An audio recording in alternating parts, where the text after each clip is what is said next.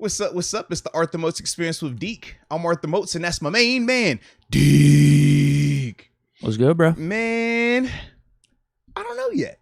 I mean, it is a Wednesday. I mean, it feels good. It doesn't feel great because we don't have a game we're previewing per se.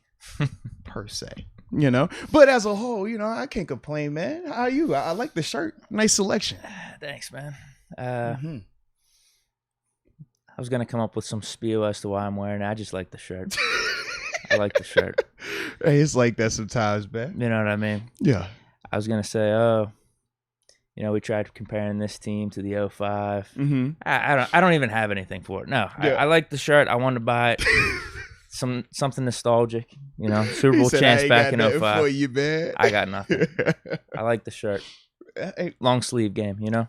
shout out to the long sleeve. I like my shirt just because my daughter said wear green today. She has a game tonight. Really? Oh, South Bay. Come on now. Yeah, she yeah. hooping again tonight, so, you know, I had to be in my team colors tonight for her. You know, Nice. I'm a little excited about that. We need that update for the next Oh, podcast. absolutely, man. You know we're going to get it right, man. We're going to get it right. Hopefully more improvements on the offensive end. That's what you're saying?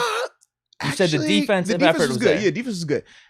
We'll see. Because, like, I don't know if it was more so her just being timid, or it was like, oh, it's my first time out there, or if she needs just to, hey, you got to focus a little bit more on that.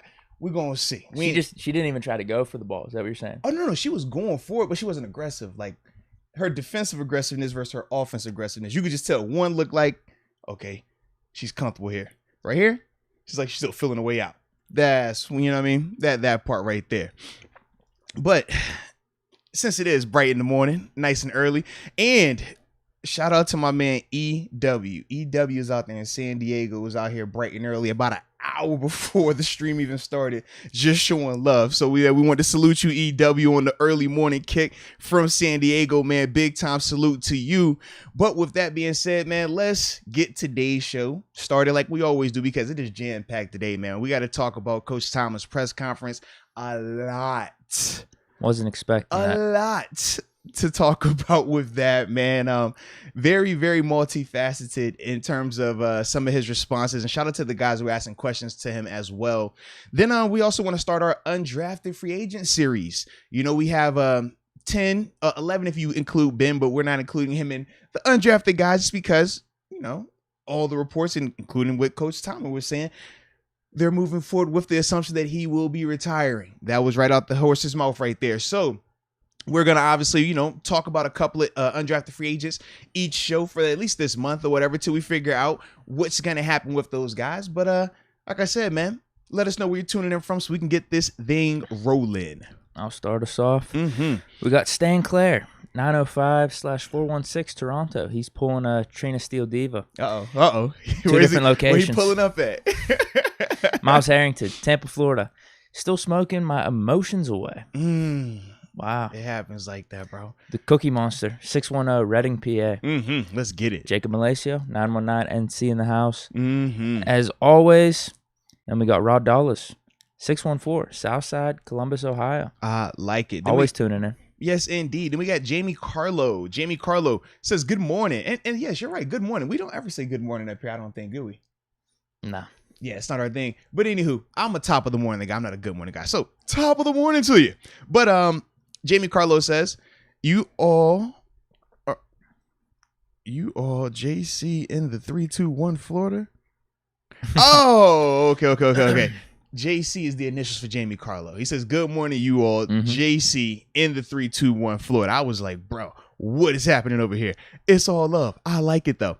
All right, then we got Lycothorpe HD tuning in from the 412. We already know what that is. Pittsburgh. Then Yogi B37, the 937, Dayton, Ohio. Member of the number 55 club, and we salute you for that. Yes, we do. And then Big Tiny 1989 to 304 West Virginia.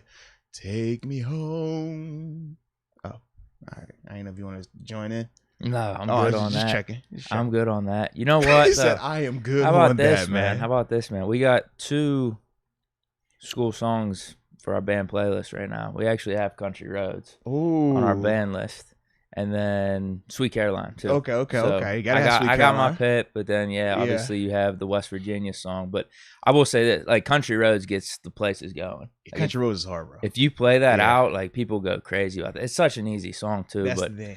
not thrilled about it because of the West Virginia ties. Like, Yeah. the Mountaineers hijacked it. That's the problem. That is the because problem, he's bro. just talking about West Virginia, just the landscape and everything. But then the school hijacks it. I understand. Just ruins the song for you, man. It kind of does. Just ruined the It kind whole of does. song. It really does. Hey, but that's the thing you gotta love about sports, right? Only in sports do we get like that, man. Only in sports. Yeah, and I get all amped up for Sweet Carolina, and you even hear whenever we're playing it out. Oh, yeah, it gets people hype, say, bro. "Let's go Pitter." Yeah. So it's or nice. the response, from the W people. It's always cool when I hear y'all two banter back and forth, man. Well, we have Justin Reynolds actually tuning in also from the 304. There's rivalry there, but also thanks for tuning in. No, absolutely, man. Javon Kinley, the Absolutely. 412. Mr. Hammers, Miami, Florida. Let's go. And I'll close with this one. Okay. Jacob Winter, 570, Montoursville, PA. Now, you hit Jacob Winter. I got to go with my man Jacob Soria because he's from the 209 Stockton, California. For my UFC people out there, that's the home of the Diaz brothers with the Stockton slap. You know what I mean? Boy, hey, boy, all right now. Hey, man, it got me fired up a little bit there, man. I couldn't help it. You know, this is what happens when it becomes partially the off season.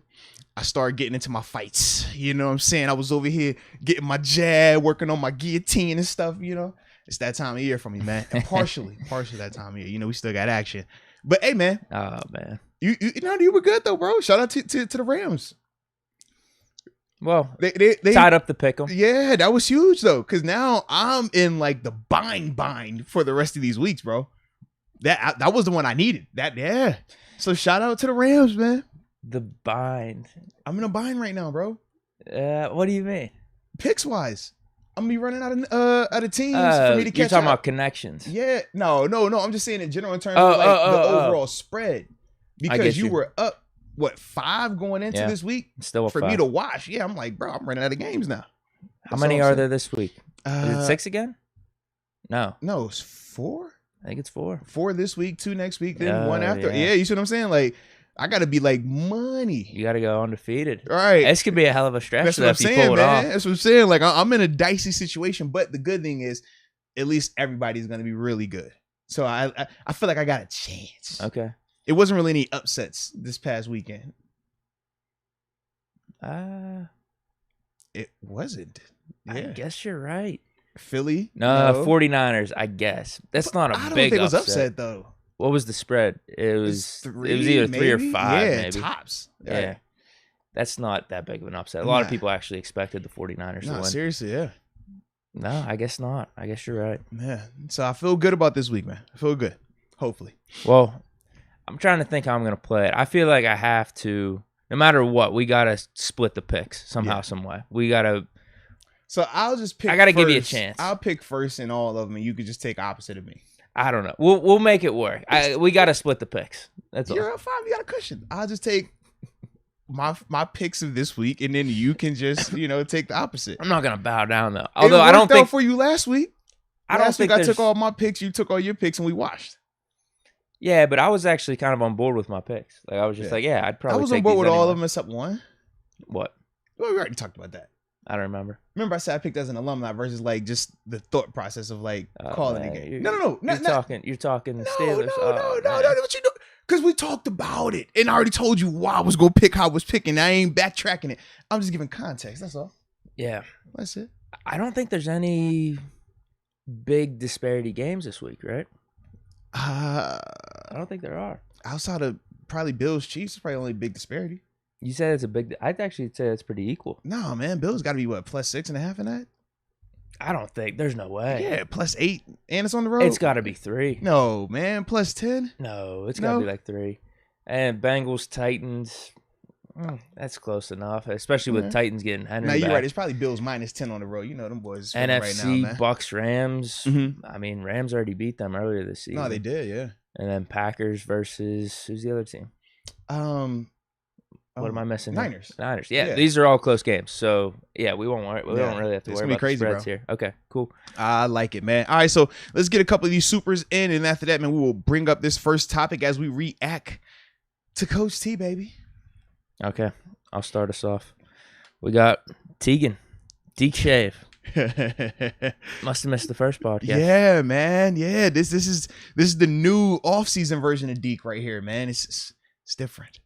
Russell Schwartz, Moats, met you at Hickory High School.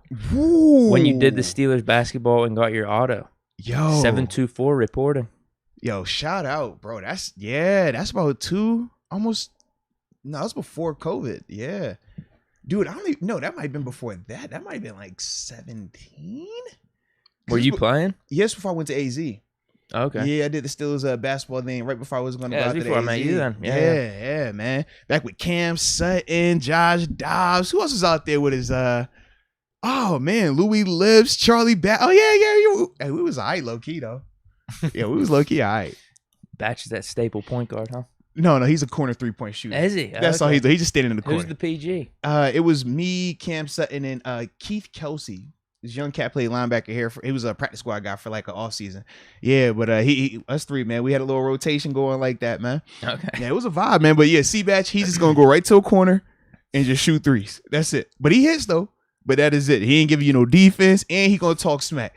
I'm like, yo, look, C-Batch, bro, you gotta run back. Okay, you can't just be sitting over here at half court. Nobody want to come back and play defense. That's the problem too.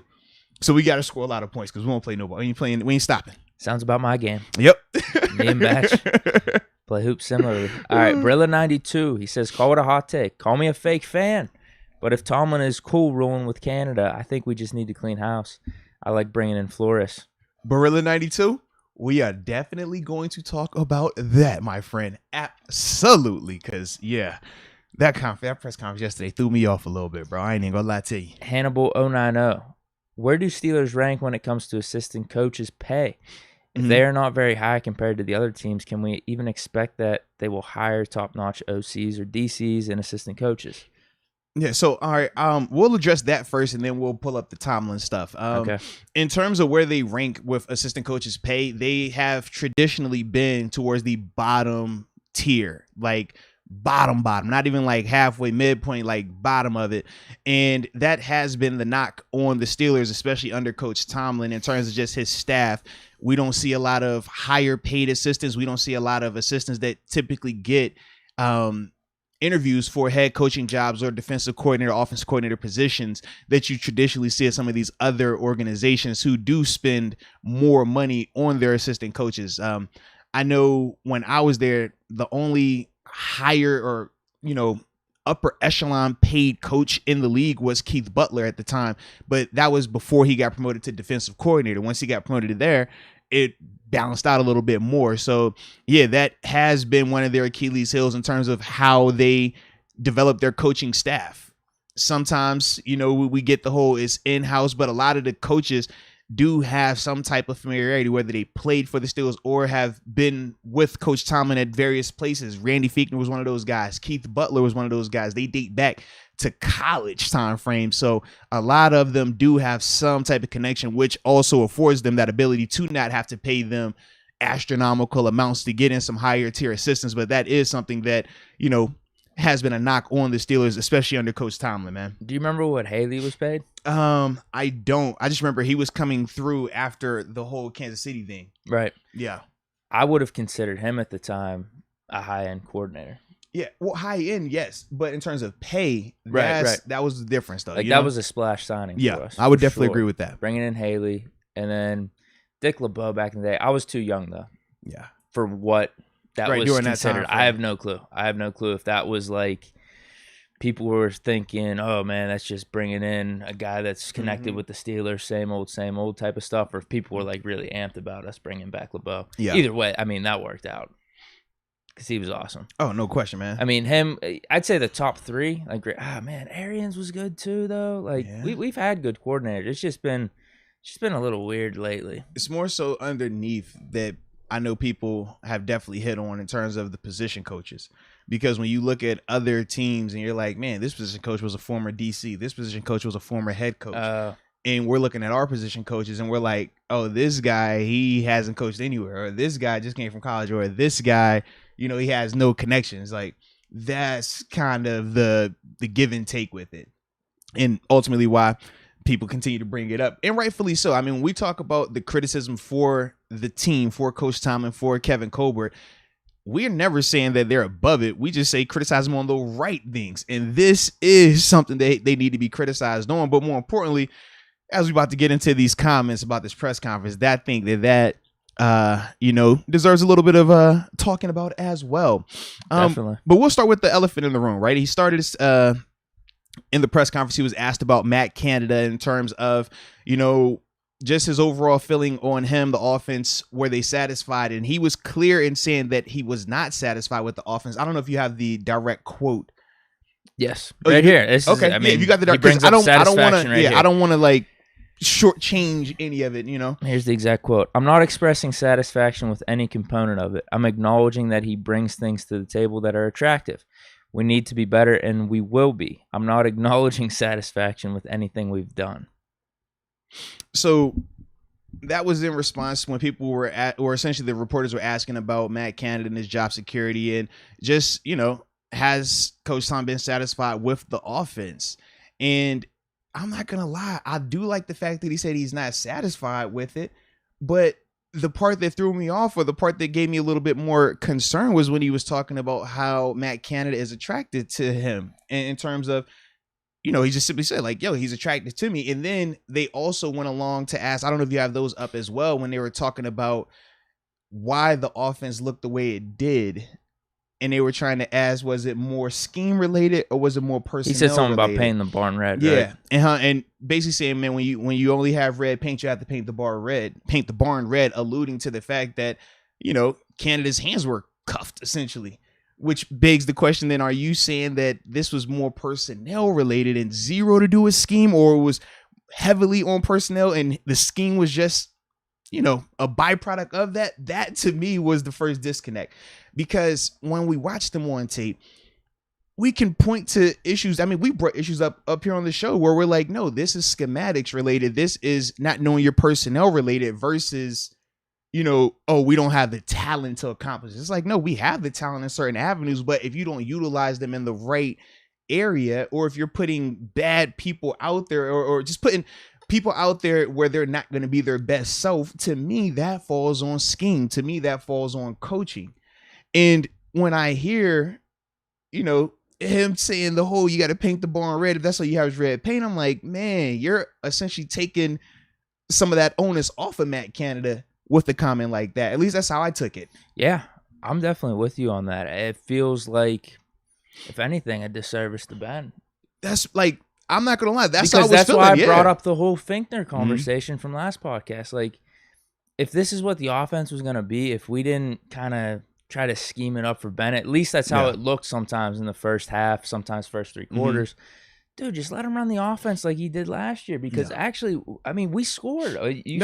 We would definitely You score. see from last year to this year, there's a 6-point drop-off. Yeah. So you saw the line how it was. I mean, Ben got sacked the most this year, whereas last year he wasn't getting sacked. Yeah.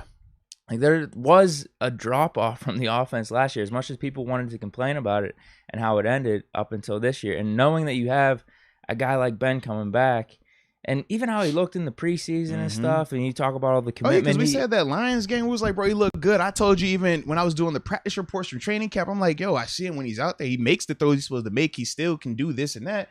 I'm with you, bro. Yeah. Yeah. So if this was going to be Ben's last season, or either way, you have him on the roster. You have him as your starting quarterback. Like, he's done enough throughout his career.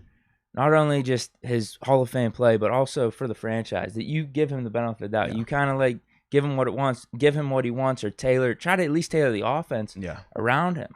But it didn't really feel that way this year.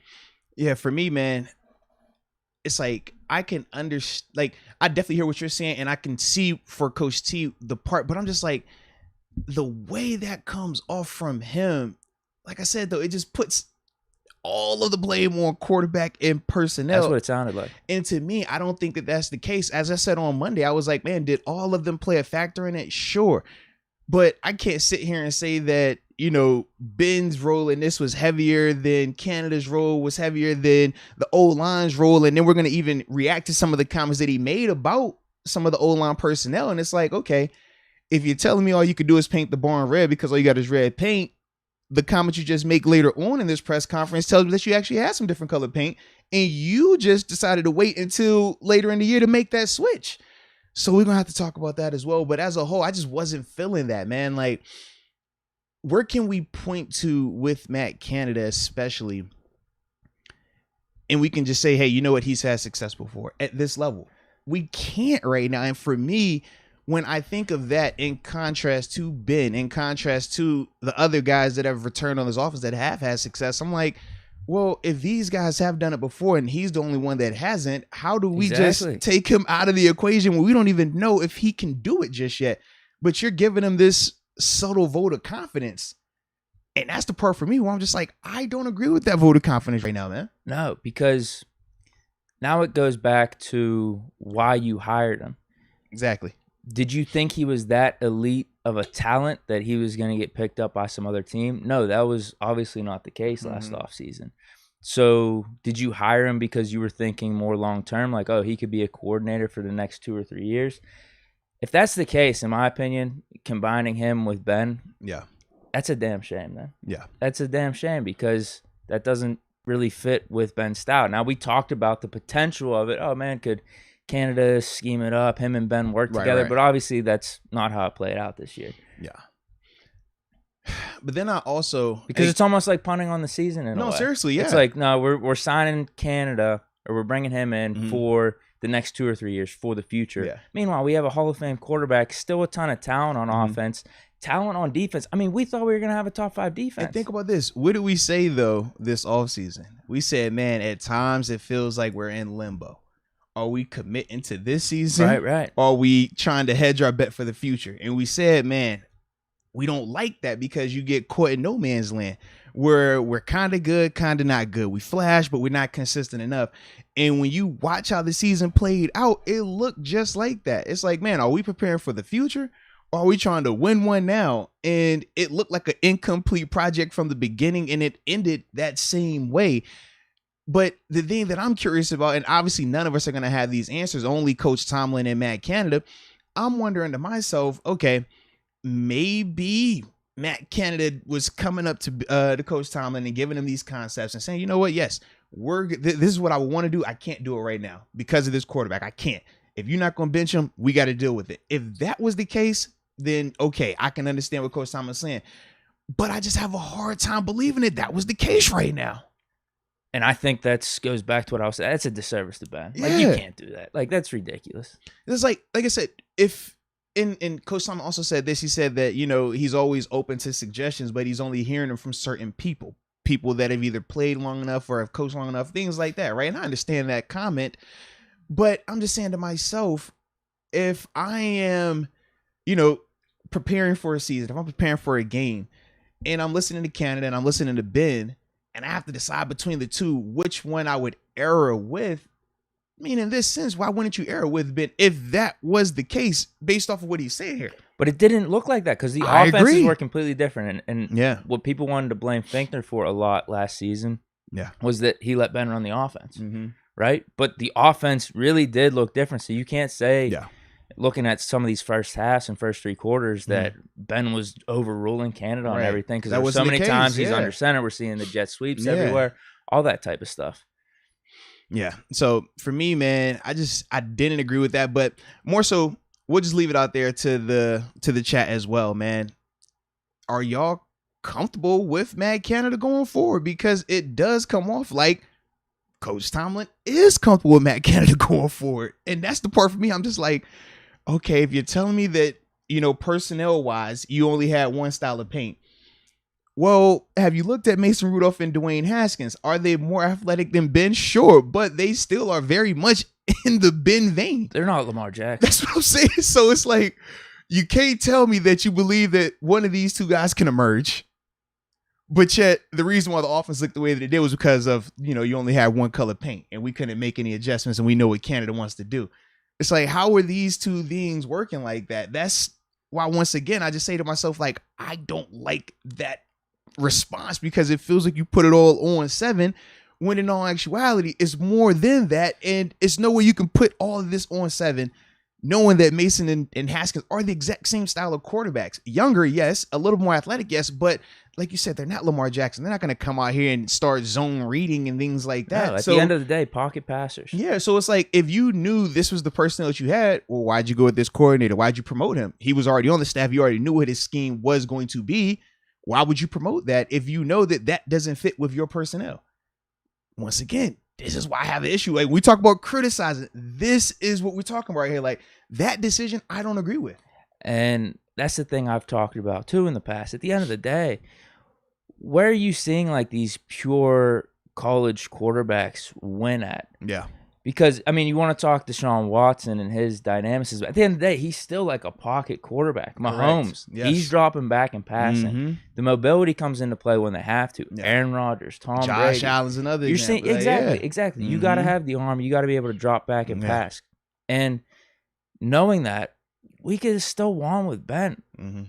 And if Canada, this is all speculation, if Canada is set in his system and is not willing to expand it more to maybe a little bit more of what we've seen with Finkter, where, you know, Ben's in shotgun and he's kind of running stuff. I don't know how to phrase it exactly, but you kind of get what I'm saying. That's an indication on Canada, because how many great coordinators can mix it up for both? I mean, we see Harbaugh as a coach over with the Ravens. I know he's not necessarily calling the plays, but I mean, they've completely switched up their system for Lamar Jackson. They went from Joe Flacco to Lamar, and they made the playoffs with it. And those dudes are night and day in terms of just approach, ability, style, like everything. So, yeah, it's out there. But Roman is also a higher end guy. You know, and that's part of the thing we talk about. It's like Roman, he's had success in the NFL. He's coached in the Super Bowl. Like, he's done this at this level. Whereas with Matt Canada, we haven't seen him have success at this level. The only success he's had is in the collegiate level.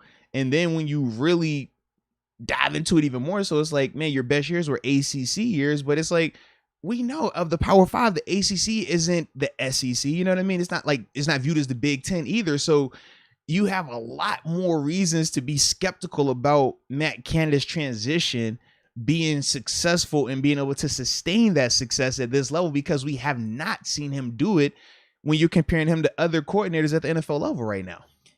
You see the comments from Dulac that we brought up too, where Collinsworth is like, oh man, why didn't they run this offense the whole time? We're having some success late in the game. Definitely saw that. And then Dulac says, you know what? Ben said, screw these plays. I'm running my own offense. We get a couple touchdowns. And he even said emphatically too, he's like, trust me on that. So there are a lot of signs pointing to like Ben didn't have the complete automation of this offense like maybe he has in the past, which is frustrating, which is really frustrating to me. Yeah. But it goes back to, they did it halfway. They didn't want to fully commit to the whole last ride. They didn't want to fully commit to the future. And this is why it looks the way that it does right now. I mean, I don't know what the difference it makes in terms of bringing in a coach that fits in Ben. Well, no, it does make a difference, because whereas I was going to say, like I get the whole cap situation with players, because that could stymie you a little bit. But if you have a coach with Ben, then you could just like cut the coach and then start fresh. Yeah. Am I wrong on that? No, I'm with you on that. The players, I get it, because that cap rolls over. That's why we said what we said. They didn't commit to either. Because like you said, you have Ben, so why not get a guy just for Ben, at least for this season? If you don't like it, you cut, smooth, go on to the next guy next year. Or if he comes in and you're like, you know, I like what he did, okay, you keep him on board for whoever you have next year, because you still have two quarterbacks on the roster who, when we talk about Coach Thomas' comments, you still feel high about those guys. So it's like, why wouldn't you want to have that transition right there? But they never committed to it.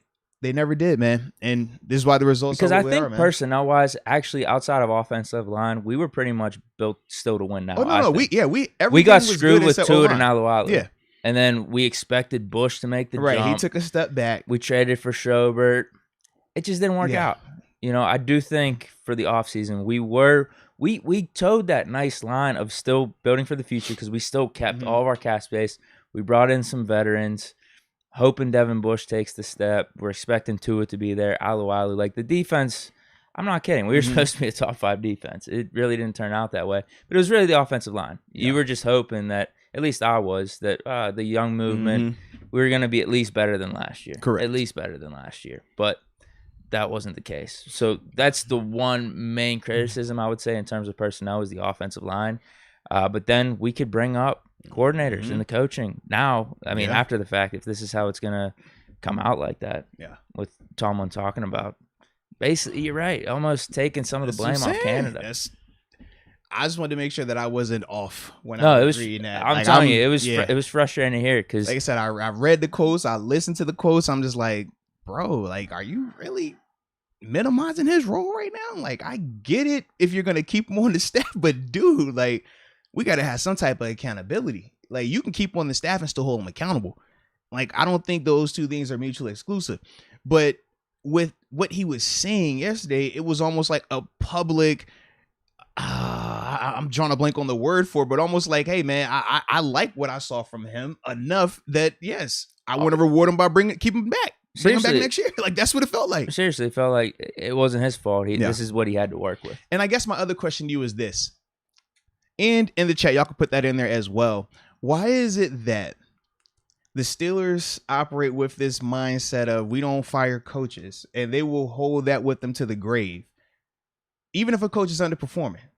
But with players, they don't operate like that. We've seen them have free agent signings where, all right, 1 year, Mark Barron, it doesn't work out. Okay, move on. 1 year, John Bostic, doesn't work out. Move on. Morgan Barnett. It's like, why do we feel like we have to be locked into these coordinators or these coaches when we see at times they're underperforming? Whereas when it's player related, we're always like, yo, we got to make some moves. Got to make some moves. Why is, like, if anything, it would make more sense to do it with the coaches, because you don't have the rippling effect of once you cut the guy and having the dead money on the cap. Yeah. That's the part for me where, once again, I'm like, if we're talking criticism, we're talking, things that they need to be addressed on, these are some of the things we're talking about right here, man. My question is, who's making the decisions for coordinators and coaches? I didn't know. But now it seems like Tomlin. Yeah. Yes. I thought, Tomlin might have his hands tied behind his back, where just like the management, the ownership wants to hire in-house. But from the sounds of it, it's like Tomlin has these decisions. Yes. Well, because you got to think, it is his staff. You know what I mean? So, like, in that avenue, he does get the lion's share of the say. Now, obviously, Kevin Colbert, Mr. Rooney have to sign off on it and stuff like that. But yeah, trust me on that. Like, they get to pick their staff. That's one of the reasons why when you ever talk about regime change, it's always awkward if a coach might have just resigned. Like when I went to Arizona, for example, we had Steve Wilkes come in. So he was the new coach. He had his staff that he wanted. We still had Larry Foote out there because Larry was still signed under contract from under Arians. So you get this awkwardness of, man, I wanted to hire all my guys, but because the GM had already signed this dude before I got there, I got to deal with him. Most of the time, that doesn't happen. Most of the time, is the guy comes in and he gets the full gamut of whoever he wants to pick, and he can change that whenever he wants to as well.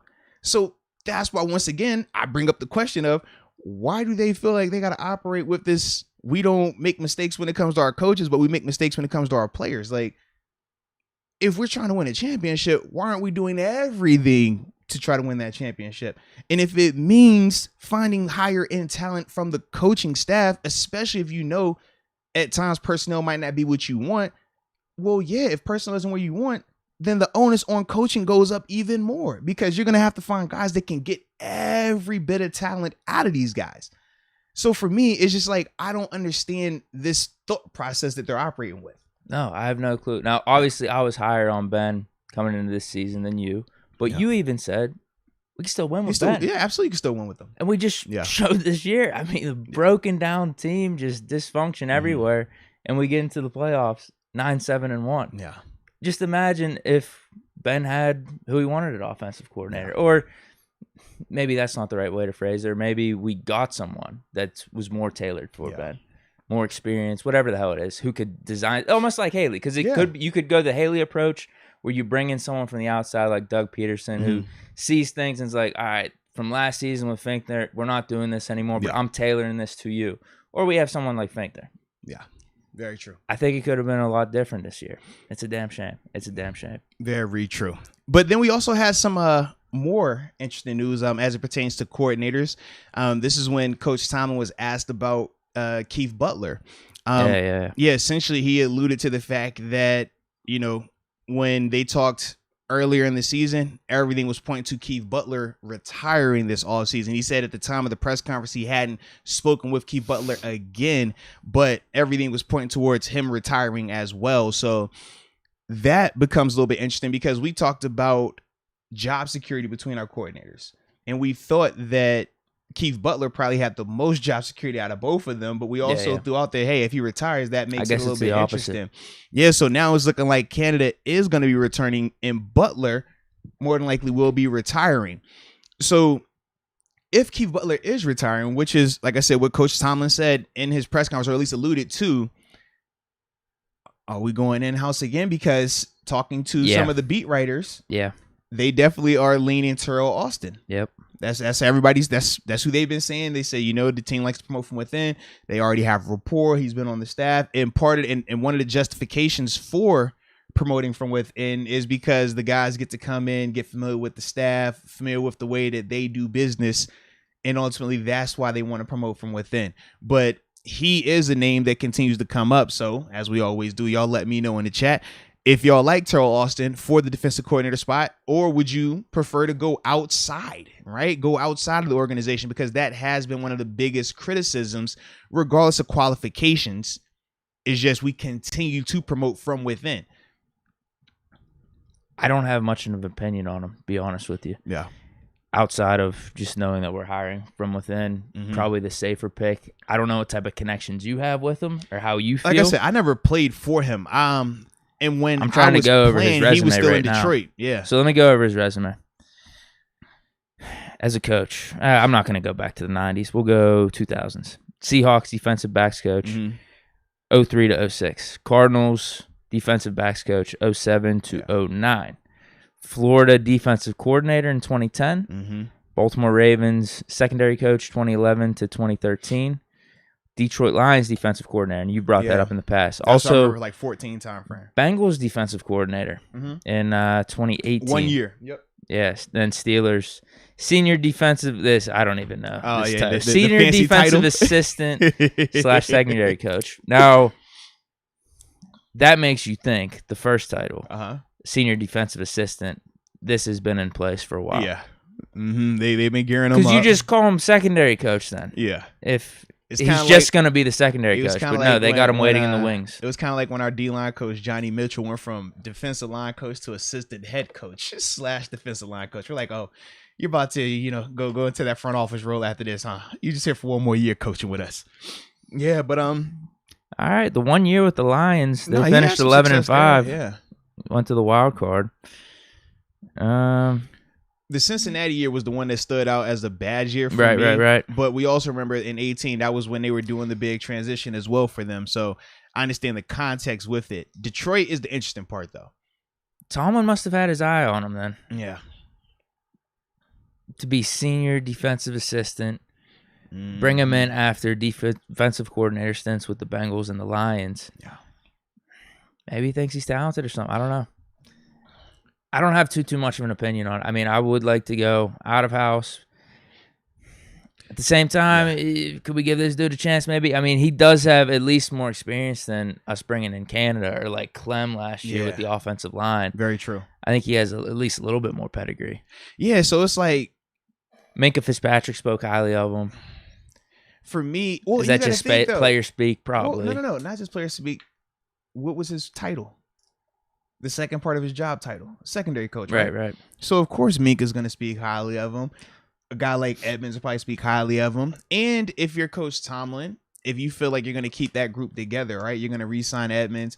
You like, trade Norwood. You're going to make a decision on whether it's Joe Haden and Keller Weatherspoon, both of them potentially. If you feel like you like that group and they had success under that coach, then I could see where you could easily talk yourself into it with those accolades that he's had. But once again, for me, I just ask myself, are we wash, rinse, repeat? And we're going to be sitting here hollering about the same things a couple years from now. Even though he's qualified to an extent, can we find better? Because that's the other part. It's like, just because a guy's qualified doesn't mean that he's the right candidate for the job. Yeah. Just because a guy has credentials doesn't mean that he fits what you're trying to accomplish. And even though it might make sense in terms of, oh yeah, he speaks our language, he's been here a couple of years. Well, these past couple of years, we've felt like we've been underperforming. We felt like, we've left something out there on the table offensively and defensively. So it's like, why wouldn't you just for the sake of say, you know what? I want to go and get me somebody that has not been here, somebody that's not from here, that might do things a little different, might operate with a higher standard, right? Versus somebody that's already been here, somebody that's already comfortable with the players, and the players are looking at him and saying, well, hey, man, this is my position coach that got promoted to DC. I'm good. You know how? Because I said that. A lot of us did in 2015 when we went from Keith Butler being our position coach to now he's the defensive coordinator. We like, oh, our teacher became the principal now. We running things. That's what it felt like. It was like, yo, that's our teacher. He runs all of this, but he was ours first. So we got a little, you know what I mean? We felt like we could do a little bit more with him or less just because of the personal relationship. Could that easily happen with the secondary if you promote from within? And could that easily result in some loose play? Yes. That's the part for me where I just say, well, maybe going outside could work. No doubt. And it worked with Haley. Yeah. I wonder, is defense, because it's like Tomlin's thing, he That's wants the interesting more of like part, the bro. oversight, whereas with the offense, bringing in Haley, it wasn't that Yeah. big of a deal to him. And I do feel like what you just said right there also pisses me off about the Canada thing, because it's like, if you know you're a defensive-minded coach, if you know you have your hand on defense, essentially, the offensive coordinator gets to actually be offensive coordinator. We said with Keith Butler, it's like you're defensive coordinator, but it's like you're slash, because we know Coach Tomlin still works in that vein and you're always going to share credit with him. We don't say that about the offense. Outside of the Ben factor, the offensive coordinator gets to run the offense. Yeah. So it's like, why wouldn't Or outside of Tomlin you know saying, run it on this fourth Yeah. down. Let's go for it. So it's like, when you think about that, why wouldn't you want to spend more or get a more qualified, higher end coordinator for the offensive side if you're going to be having your hand on the defensive side? If you're going to have your hand on the defensive side, yeah, go with Austin, go with the guy that, you know, might be a transitional guy because you feel like, hey, I'm good enough calling the defense that we can work this thing out and we'll be fine. If that's the case, cool. But give me somebody that has at least been successful in the NFL as a coordinator. Because this next year, you think this year was tough for Canada? Man, when you talk about dealing with rookie quarterback, you talk about dealing with non-franchise quarterbacks, it is a difference. It is a big difference, man. And I just personally would like to have a higher end version of that. That's all. How many times do you see, I mean, you saw it this year with Dan Quinn, even with the Cowboys. Mm-hmm. The dudes that go up in the ranks as like awesome defensive coordinators, you know, fail as head coaches, but come back and then are awesome defensive coordinators. Like Wade Phillips, even. That's another great example. Wade Phillips, yeah, he failed with the Cowboys, but was an awesome defensive coordinator. In Denver, Awesome. Houston, absolutely, man. Yeah. So why can't we do that with all these dudes that are getting fired left and right? Yeah. I don't see why that's not a feasible option. Yeah, but bro. there's all those factors at play that we just talked about. Maybe Tomlin, because he's the defensive guy, wants to oversee that a little bit more. He doesn't want to be butting heads with a dude that probably does have an ego, especially if they rose the ranks of a head coach. Yep. They made a name for themselves as a defensive coordinator. So, yeah, there's a bunch of different stuff at play. And, I mean, this guy does have the experience, but no, it is frustrating. It definitely is frustrating. Now, especially when you combine the two. Yeah. Like, if we had Doug Peterson last year, offensive coordinator, I don't know what decisions we would be making with him this offseason. But if we at least had him and then we said, all right, Butler's retiring, we're promoting Terrell Austin, it's like, okay, at least we did that, like, with the offense. Right. Like, we'll trust Tomlin with the defense here, Terrell Austin, this and that. But nah, it's like on both sides of it. Yeah. It's not one or the other. It's very frustrating. A little bit more glaring that way, I guess. Yeah. And like I said, it comes to a head and it becomes more, important to talk about when we're not having postseason success. This is a different conversation if the past 3 years we can say, hey, we've won 2 playoff games or, we had an AFC championship game appearance, something along those lines, but we can't. And in a lot of those moments, we're asking ourselves what's going on schematically. We're asking ourselves what's going on preparation wise. We're asking ourselves coaching questions. And I'm just tired of doing it, every single year. It's like, why do we have to do this, man? We need to spend a little more, man. Let's upgrade. Absolutely. Let's do it the right way. I think with our cap situation, we could go over personnel moves where we could be making. We could have a pretty damn good team next year, I think. The biggest question will obviously be quarterback, but no, we could definitely bolster up the defense. There's easy moves to make for the offensive line. We still got a bunch of young talent in there. So if we don't have the coaches right and we're dealing with maybe some of the same shit, it's like, come on, on, man. Yeah. Come on. Now, speaking of the quarterbacks, Coach Tomlin But also... this will be a big year. This will be a big indictment on will, some man. of this stuff. It definitely will. But I was going to say, speaking of the quarterbacks, Coach Tomlin was obviously asked about both of those guys, right? In terms of Mason, Haskins, even was asked about Ben. And essentially in his response, he said that they're operating under the full assumption and belief that Ben will be retiring. That's what Coach Tomlin said in terms of how they are addressing this all season. So even though Ben hasn't officially made the announcement, like we said on Monday, Coach Tomlin and them are already moving forward that Ben is not coming back. That's where they're at with it. That's what he has said, but not in a fired sense, just in a retirement sense. So let's keep it nice, keep it sweet. But when he was asked about Mason and Haskins, essentially he said that both of those guys have done enough that they deserve a chance to compete for the starting quarterback spot. Coach Tomlin also talked about potentially drafting a quarterback or going through free agency, but he was asked multiple times in terms of would they be willing to trade for quarterbacks, and he was not trying to go that route.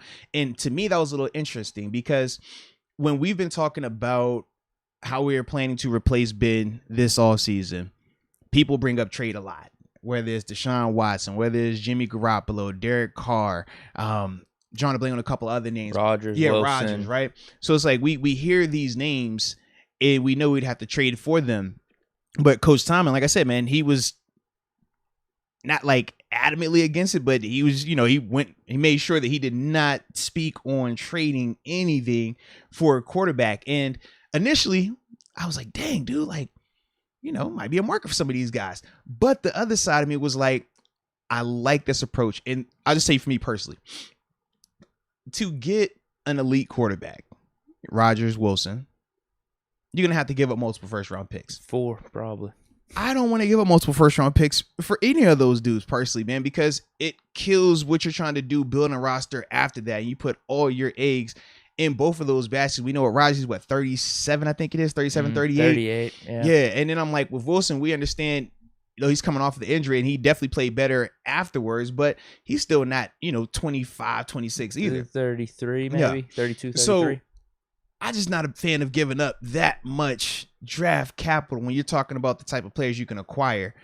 So I did like that, but then the other part, I was kind of like... Maybe he's just being smart about it, too, because if he says, oh, yeah, we're looking to trade, then... Who knows what type of rumors are flying. But I think everybody knows that they're in the market, though. Everybody knows they're in the market for a quarterback. Because he did hint, though, saying all options are available. All options he said all options are available. And then when he's like, trade stuff, no, I'm not mentioning that.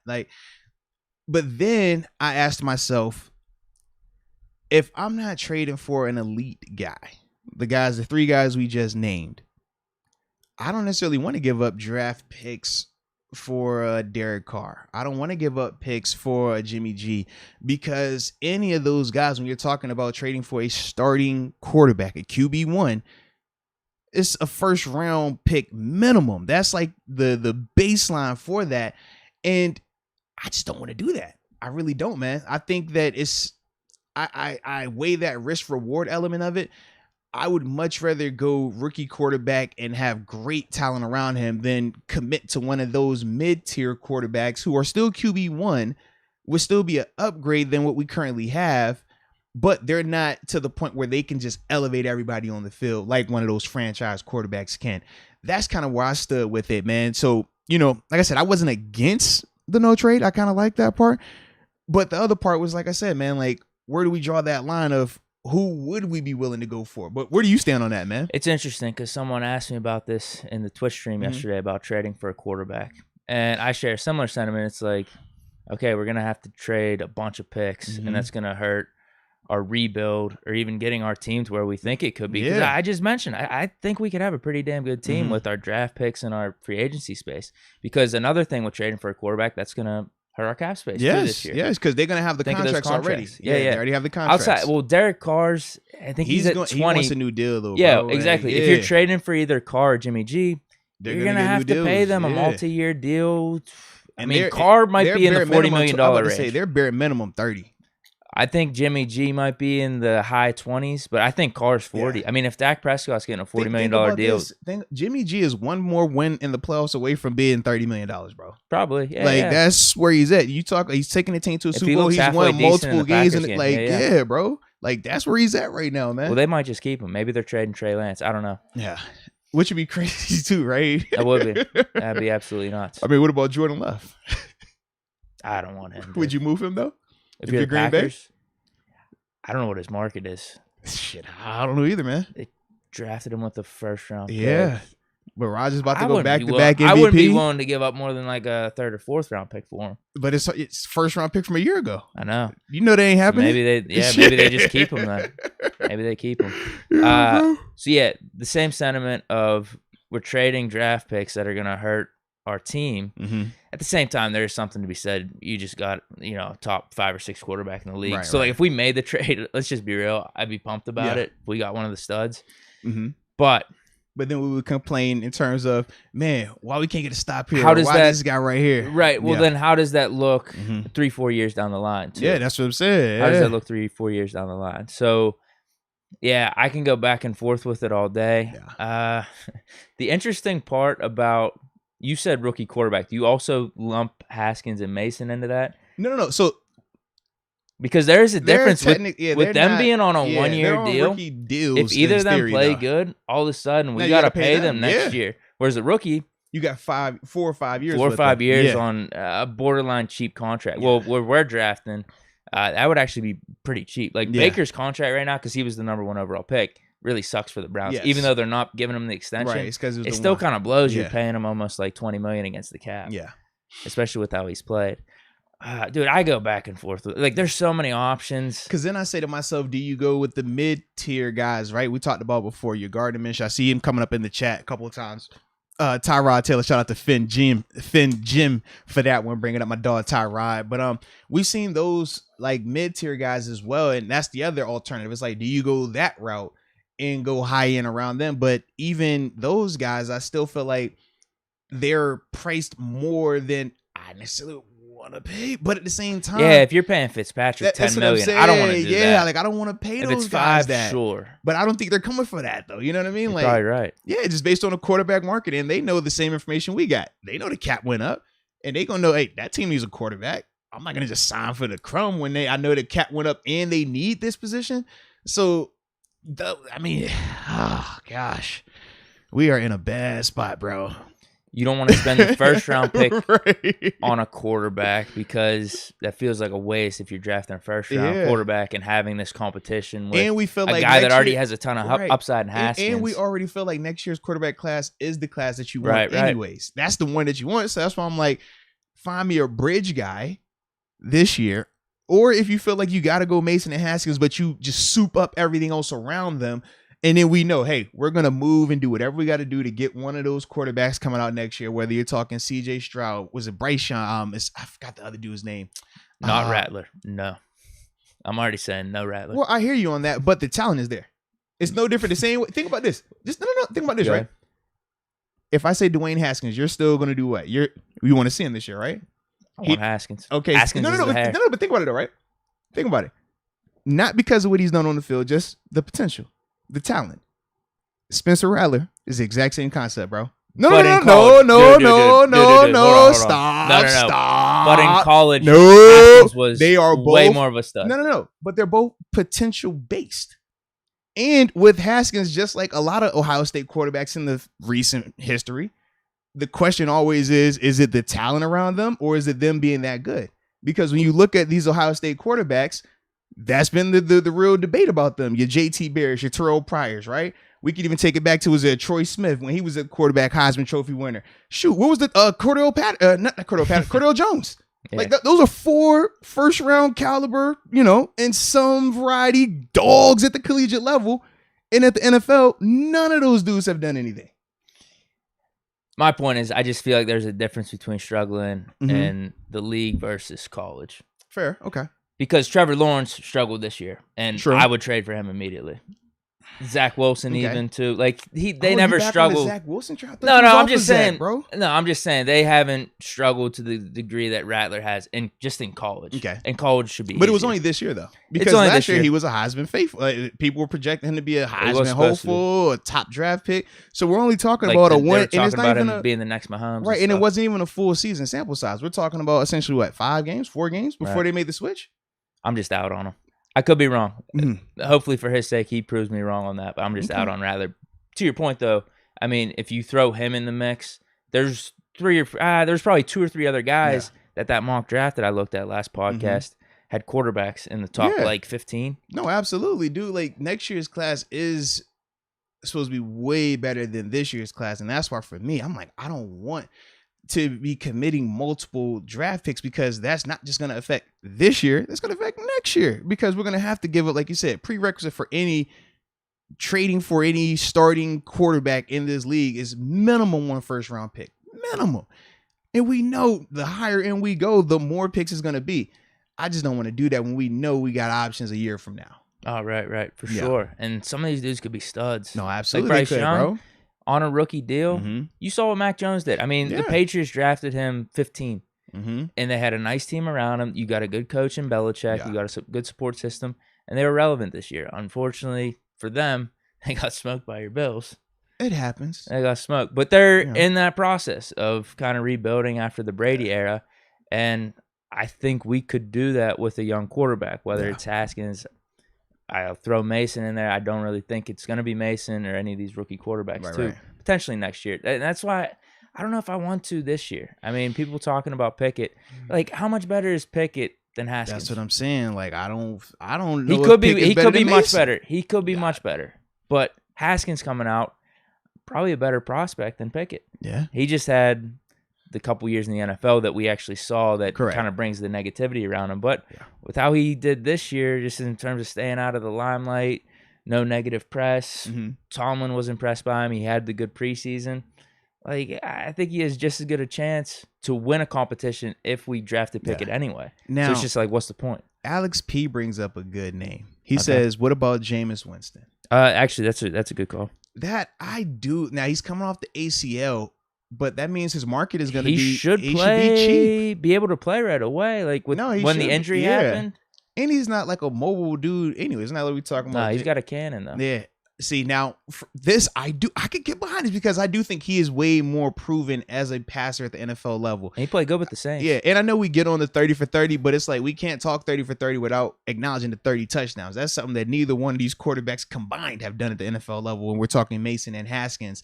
And he fixed his eyesight too. He got LASIK or something.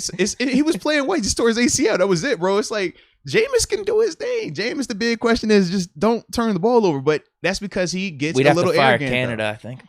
Strong possibility we'd have to fire. Because you're right, the mobility isn't there. So it's like, what's the difference, right? Because red paint. That's what he told us. Yeah, he's got a cannon though. Nah, and Winston's a really good option. You can probably get him for like 10 million. I low key like that. Maybe even. The reason I say maybe even a little less is because he's coming off of the ACL. He's coming off the ACL, and he never got a chance to fully do it in New Orleans like he wanted to. So it's like you can get him, but it's crazy. Now we got to catch him on the backside of this thing, man. We could have done this 2 years ago, where he could already been in the system by now. I didn't want him then. He could have already been in the system chilling, bro. We would have been fine, man. I'm good with we could have been grooming him in the wings. No, I'm good. Not then. Now it would have been perfect, bro. No, not then. Now we over here after the fact. Jeez Louise. No, it's fine though. It's fine because he's a free agent, and I mean, Tomlin is working out, man. He could be here for the year that we need him with after Ben leaves, so it works out anyway. Yeah, you're right. The contract might be cheaper. Yeah, yes, indeed. And Alex, we're not saying that Jameis can't move. That's not what we're saying. But we're saying Jameis isn't Lamar Jackson. And the reason we bring him up is because Matt Canada, the thought with his offense is he wants a dual threat guy like that, like a Josh Allen, like I'm trying to think, even a Deshaun Watson, right? Mm-hmm. Guys that have high-end athletic ability. Jameis ain't got that. I love Jameis. I don't love Jameis. I like to watch Jameis a lot, though. But Jameis, he ain't never had that. That's all. But he can move, but he ain't doing that. He moves like Haskins moves. It's like, he moves enough, but he's not going to make you feel like I can't play cover one against him. That's what we're alluding to. Yeah, and even if you brought in a dude like Deshaun Watson, because he does have the wheels, how many times are you running the run-pass option and stuff? You're not doing that with him.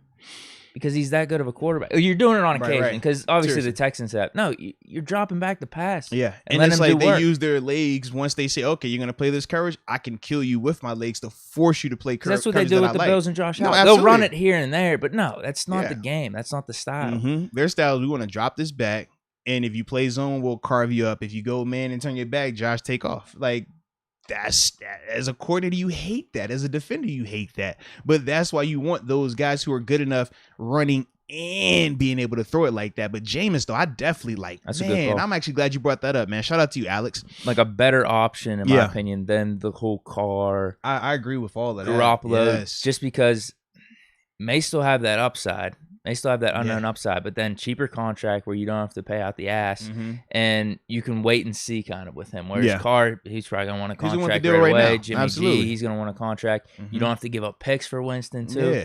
That's a decent I like the Winston right move there. a lot. The more we say that, the more I like Winston right now, man. I think he's definitely younger than Carr, I think he's like 28. Because I'm trying to think. No, he might be. No, I'm saying 30. If I had to take a bet. I'm trying to think. Is he 28, 29? Because he's like 3 years younger than me. Because I remember my rookie year watching. Yeah, no, it wasn't my rookie year. It was my second year when Nigel got out there. Yeah, because he's 28. Like, yeah, but he's a couple years behind just turned 28, January 6th. Absolutely, bro. So this will be his year 28 season. Yeah, I was about to say, because I definitely remember like young me watching young Jameis. Like, oh, okay, dope. Jimmy G, what do you think?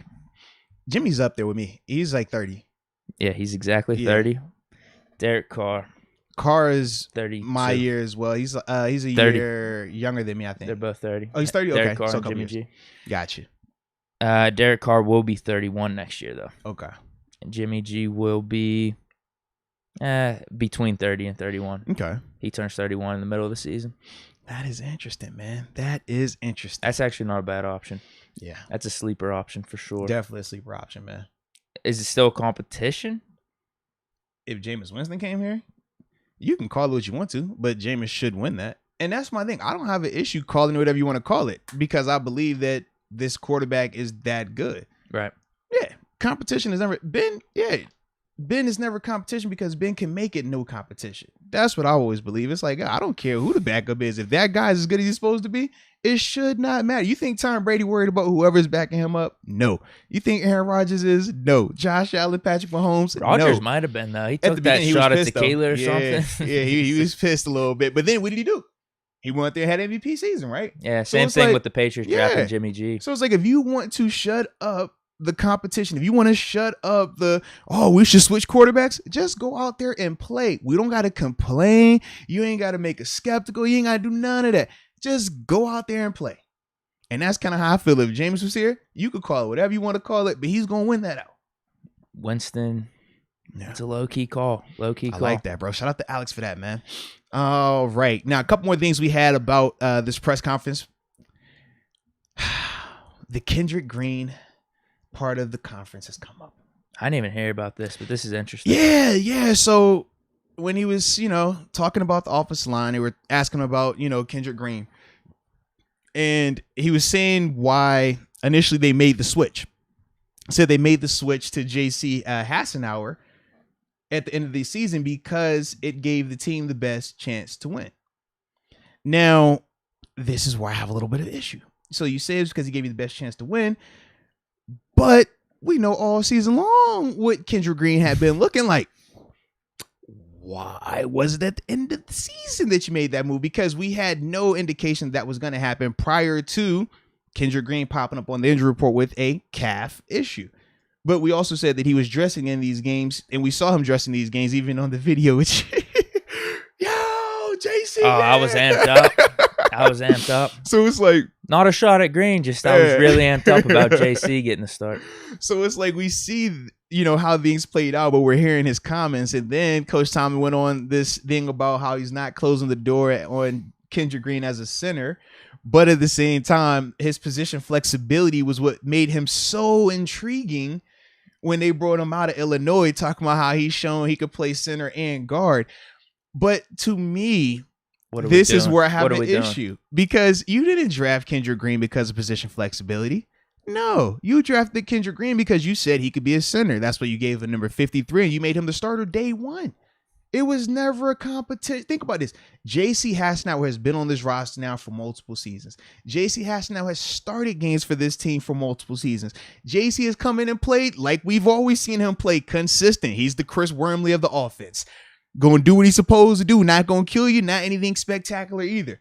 So it's like you've already had this guy. You've known what this guy is capable of. And you know the bare minimum where his floor is. But you never even gave him the competition. BJ Finney is another example. You never even allowed him to compete with a guy like Kendrick Green. But now, after the fact, once we've had a whole season of how Kendrick Green has struggled, and we've seen where JC came in and the offensive line looked better to the point where you, Coach Tomlin, even admitted it. It's like, man, what are we doing? What are we doing? Like, I don't want to hear about position flexibility for Kendrick Green when you gave him number 53 and put him at center day one. Because you're not telling me you drafted him because of position flexibility. You drafted him because you thought he could be a center, and you still just won't admit that, you know what? Maybe we got it wrong. Maybe we're wrong. We were wrong. He's not a center.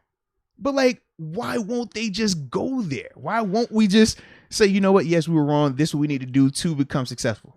Yeah, that it's sounds like the better. pride is in the way, man. Because what it sounds like now, it goes back to the Canada stuff. If you're talking about Kendrick Green with position flexibility, you weren't thinking this year then, because we needed a center. We needed a starting center. That's who we should have drafted. Get it, bro. I don't get Even it. if you don't draft a center, then all right, just have it be JC or draft someone else on the line that is fit for that position. Right, like they played that position. Not because when we talk about with Kendrick Green, and I remember because we did the film session on him, we said, man, he's only had 5 starts at center collegially. I believe it was like 230 snaps as a center collegially. That's not a lot of snaps. It's not. You play 60 plus snaps in a game. 80, I mean, we're talking about conscious because of how frequently those guys snap the rock. So that's what? It's not a lot. But to me, when I hear that, I'm just saying, dude, you going back full circle. It's like, bro, you did 7 a disservice. You did Nas, you did disservice. You did everybody disservice by going that road when you knew. That's awful. Because it's like that's you terrible. had the talent everywhere else, and we knew this was the place. Now, we understandably, the surprise retirements, the cut of DeCastro, but you knew Pouncey was retired. It wasn't like Pouncey retired after the draft. You knew he was retired going into the draft. That's the part for me where I just don't get it. And then when you go and look at the history of these type of moves, when they brought in Pouncey, they was putting him at guard first. And then it was just like, you know what? No, this dude is a dog at center. Yo, he's going to be the center. He's going to start, and that's how we're going to do it. They never even entertained Kendrick Green as a guard. In fact, they were adamant that he was a center. That's all they told us when we drafted. Hey, he is a center. He is a center. He is a center. But now all of a sudden it's the position flexibility. Now all of a sudden he can play guard or center. It's like, man, y'all never had that as an option. If so, why'd you wait until the final 2 games of the season to make that switch? Because it's the nothing, calf injury that like, probably like, didn't it's exist. Nothing you can tell me about that you watched on tape, because I watched these games on tape as well. It's nothing you're going to tell me that said that, hey, this guy was playing at a level above competition. He was playing at a level above JC or BJ, because he wasn't. This was a hijacking of Ben's last season. It's a damn shame. Yeah. But I also will say this, or ask you this, I guess. Yeah. Is it the first round, or not the first round pick? Is it being a draft selection? Being a top 3 draft selection, yes. Why are we all delicate about that type of stuff? That's this. Who cares? Like I said, first 3 draft picks and coaches, they get like crazy type of. I guess you could even include Dan Moore maybe too. It's a draft pick, right? Well, yeah. You said first 3, but he was 4. Yeah, he was 4th. Yeah. But typically those. Who cares? You're not playing good. You get benched. It's not the end of the world. I mean, we did that with Ike Taylor. I know he was a 4th round pick. Yeah. His second year or something, he was getting torched left and right. He was terrible that year. I forget what year it was exactly, but he's getting torched left and right. But then we bench him. He comes back next season. I mean, he goes on a run for a good 5 or 6 seasons where he's our best corner, hands down, and probably one of the more underrated corners in the league. Like, you could bench someone in the middle of the season. There's nothing against that. Same way if a coach isn't working out, you can move on from the coach as well. But I don't get what we're doing though, bro. I really don't. I don't know either. I mean, this year's going to be big. This year's going to be big in terms of, like, all right, who was, like, really right and all this stuff. But It's still wrong, in my opinion. Yeah, because to you set throw away this season. That's what you did, but that's at least what it feels like right now, based off some of these comments and whatnot. But I'm gonna sound like a broken record. But what do we say going into the season after the offseason? Man, they really never committed. It's like we're going about it halfway, all over the place, and these are the results that we get. We look crazy at times, and it's like, man, we have pieces offensively to compete and win now, but yet you have a center where this is a project almost, like if you feel like he can develop into a center, but he needs all season needs this and that, that's a project. That's not day one starter, and it's nothing wrong with that. Is that why they kept him in then? And right, but that's to our point though. That's a problem. Exactly, that's a big time problem. Because it's like I'm not going to sit here and act like a lot of us the playoffs through all this crap. A lot of players when they come in, they gotta take time to develop, and we're talking any round, let alone a third rounder who was a guard. 95% of the time he played collegiately. It's like, man, you knew it was going to be a learning curve. You knew he was going to have some issues, not even talking about the size element. Just the transition to center at the NFL level was going to be tough. And you put all of those eggs in that basket for this season, the last go around, right, for 7, that we're going to commit and try to do it right this year. And it's just like, man, mixed results. But the plan in itself was flawed. Yeah. We could have been better. Bro. Like that could have been another win or two, Yeah. Different coordinator, not Green as our third round pick. I don't know who you pick. I don't know who we could have drafted at center. Maybe. I mean, obviously the talking point is we draft Creed Humphrey in the second round instead of Fry. Right. I'm not upset about the Najee Frymouth. I'm really not. And that's my thing. It's like I don't mind not having Creed Humphrey. I'm cool with that. But you're not going to tell me there wasn't a legitimate center prospect. Because he was pretty low on Kuiper's board, Green. Like that's what I'm saying. They saw him as more of the potential guy. Right. So it's like you didn't have any other legitimate option, or even if you still like the potential for him, why not start the season out with a JC, a BJ Finney, guys that have already started at this level, guys who have already had success at this level, while you groom Kendrick, while Kendrick can learn from behind the scenes of, okay, I'm a little undersized, so I might not be able to do some of the things that they do, but I can do this. I might not be able to do that, but I can pick this up from them and add this to my game. You never gave him that opportunity. You did him a disservice as well by just throwing him out there, because he had to learn on the fly, but now he's going to also have those negative reps in his mind as well. He's going to have that part when he's working himself this offseason, like, man, I had some bad plays out there. Like, it could be good, but it can also hurt you, man. And those are some of the things I'm just like, why did we go that route? Why did they feel they had to put him out there? Because like I said, it's not at Kendrick personally, but it's just like when we talk fit, he never fit what we were trying to accomplish as a center from day one. So why were we constantly trying to force that? You could even start bringing up the banner situation too. You could connect the dots with all this now. With Canada, Dan Moore continuing to play, Kendrick Green continuing to play, not putting Banner out there. Are they looking for the future, which is terrible when you have Ben Roethlisberger coming back? And I talked about all this. I mean, what he's given to the franchise, what he means to the city. Like, no, you go all in, especially if this is his last. You go all in, man. Like, you don't do that shit. Like, that's awful. Yeah. Like, that's terrible. If that is the case, obviously we are speculating, but dude, it kind of makes sense when you connect all these dots. And that's my thing, because, I don't like to speculate, but I do listen. And I didn't say these words. This is what Coach Tomlin is saying. And I'm just comparing and contrasting what he has said when he speaks this season, prior to the season, and everything about it. And it's just like, this isn't adding up. You know what I mean? You can't tell me this all of a sudden now when the results are here. But a couple weeks ago, you was telling me a whole nother thing. It's like, nah, those things don't work like that, man. That's all. Because it does sound like, oh, we're leaving him in as a project. We're seeing what he does. We're seeing how he develops. Like, come on, are you kidding me? Like, what are we doing, man? Are you kidding me? No way. That's frustrating, dude. And then the last That's really frustrating. The last comment that I wanted to talk about from the press conference before we go into the chat, because I do see the supers, y'all are in here. We're going to definitely get to y'all, man. We definitely will. But we had to do a little due diligence with this. So, so we had to do it like that. It's my guy too. I don't like having to criticize my coach, man. I love Coach T from the bottom of my heart. Changed my life. But there you go, man. I always tell you, I got to be that guy, Like I got to do this sometimes, man. So, he was asked about the expectations for Joe Schobert and if he lived up to them. And his response, I don't know if you got the direct response. I'll try to find it because I didn't want to misquote him. You know, I have what he said, it essentially the gist of it.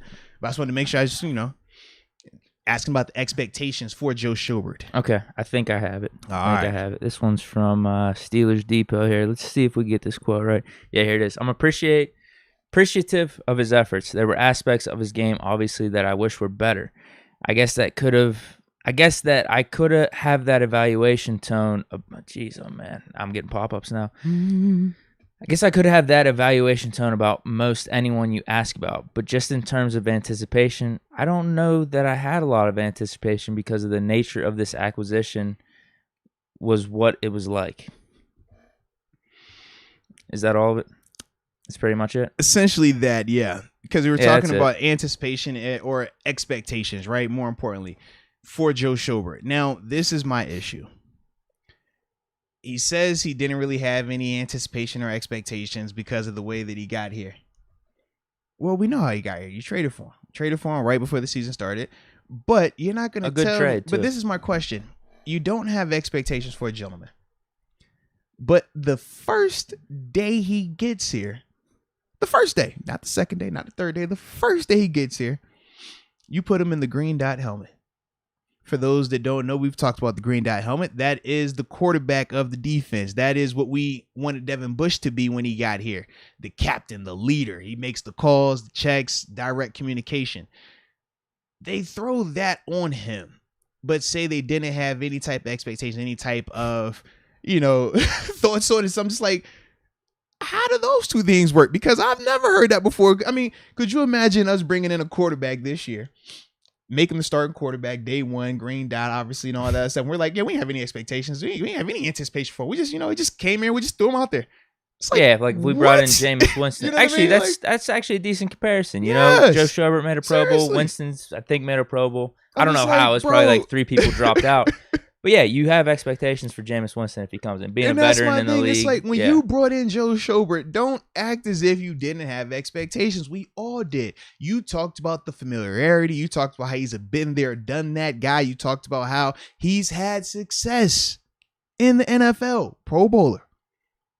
Now all of a sudden, because he underperformed and he didn't, live up to what we all expected him to be, now we had zero expectations. It was just, he just kind of hopped in here on a moving train. He just came here however he got here. It's like, no, bro, like, stop that. But when we talk about criticism, these are some of the things like, you were wrong. You were wrong on Schobert. I think it was the right move to make, though, for sure. It was at the time. It definitely was, man. Like, who else are we getting for a 6th-round pick like that? That was pretty good. Absolutely, man. Absolutely, man. Because we didn't have that. And at the time, it was, Spillane was do you struggling want to go Spillane and and Bush? Right. Spillane was struggling in coverage like we've seen. But either way, it's okay to, when you ask about the expectations, like, you know what? Yes, he did not play to the level that we would have liked, but he still did some positive things. Because he did do some positive things, especially earlier on in the season. He definitely did, but we're not going to act like we didn't have expectations for the man when we for a fact did. He just didn't live up to it. Now, does this go back to personnel decisions, and does this go back to the organization admitting they made a mistake potentially? Sure. But once again, they don't allow themselves to do that. It's like they allow that pride to really just stick in the way at times. And it's just frustrating when you look around the league and you see that other teams, they do switch that a little bit. Like, I don't feel like every team is as locked in with some of these moves. Like Belichick, for example, right? I hate to bring him up because he's always brought up, but it's like, it's nothing to see them get rid of a guy that they feel is not performing well, regardless of where he was drafted, how much money he's accounted for, anything. It's like, if he's not playing well, they'll make that switch. Whereas with us, it's like we want to prove that we were right, even if it costs us. And I just don't like that, bro. I don't. No, I don't Rubs either. me the wrong way, if that makes sense. You could bring up Belichick. You could bring up former Steeler Bruce Arians. I mean, he's pretty much a straight shooter in all of his press conferences. I mean, you saw even with like AB. Mm-hmm. Picked him up. Why are you keeping AB after the vaccination stuff? Well, he helps the team. Oh, next week? Right. he does his whole stuff where he throws his jersey and throws his gloves in the stands. All right, he's cut. Yeah, and I'll say this also because I know people are probably like, well, hey, man, you don't have to tell the truth to the media. And I get that. You don't have to tell the truth to the media. Don't. But there's a difference between lying to the media and lying to your team. When you keep putting that guy out there, you keep telling your team that he's good enough. That's not lying to the media. Been talking about That's lying to the season. team. Absolutely. And I said with Devin Bush, we said that with Kendrick Green. I said, man, if I'm on that team, you're telling me that this is acceptable. Forget what you're saying to the media. You're telling me that this play is acceptable for 17 weeks. You're not lying to the media. You're not lying to anyone else. You're lying to your team. You're lying to that guy that's lining up next to him. That guy that's preparing. That guy that is executing. You're lying to him. You're not lying to the media. You're not lying to us. And that's why I just keep saying, why? Why are you doing this? I don't care what you're saying to the media. Why are you doing this? Because your actions are speaking. We're not just talking about your words, your actions. Nah, for sure. Yeah. And your action, like you said. What's funny too is, what was it, Ben? Was it the day after we were done or something? He says Green's a guard. He definitely. You mean to tell me that he didn't have those sentiments from the start of the season? Yeah. And if Ben's thinking that, come on. I don't know why we wouldn't make the change. Yeah, man. I have no clue. Yeah, bro. It's crazy, bro. I mean, we're seeing all these dots being connected though throughout this whole conversation. It's nuts, bro. It's nuts. Like I said, man, we ain't make up anything. We just facts, actions. You just put it together, and yeah, that's it. Y'all know I love my dog, man. I love Coach T, but that's just where we at right now, man. Yeah, I like Tomlin too. Yeah, I'm a dude, man. I think he should be back. Like, I think he's, top 5 coach. But this was alarming to hear, in my opinion. Yeah, this was frustrating. But that's why I felt like we needed to address it. So, yeah. But what we'll do, because it's about to be 11, so let's run through these supers. Let's see where we're at with that. And then from there, we'll transition to a couple of the free agents that we want to talk about today. Works for me. All right. I'm at Mike A. I don't even know which one we stopped on, actually, bro. The yellow one. The one. Oh, okay. Yeah. Bet.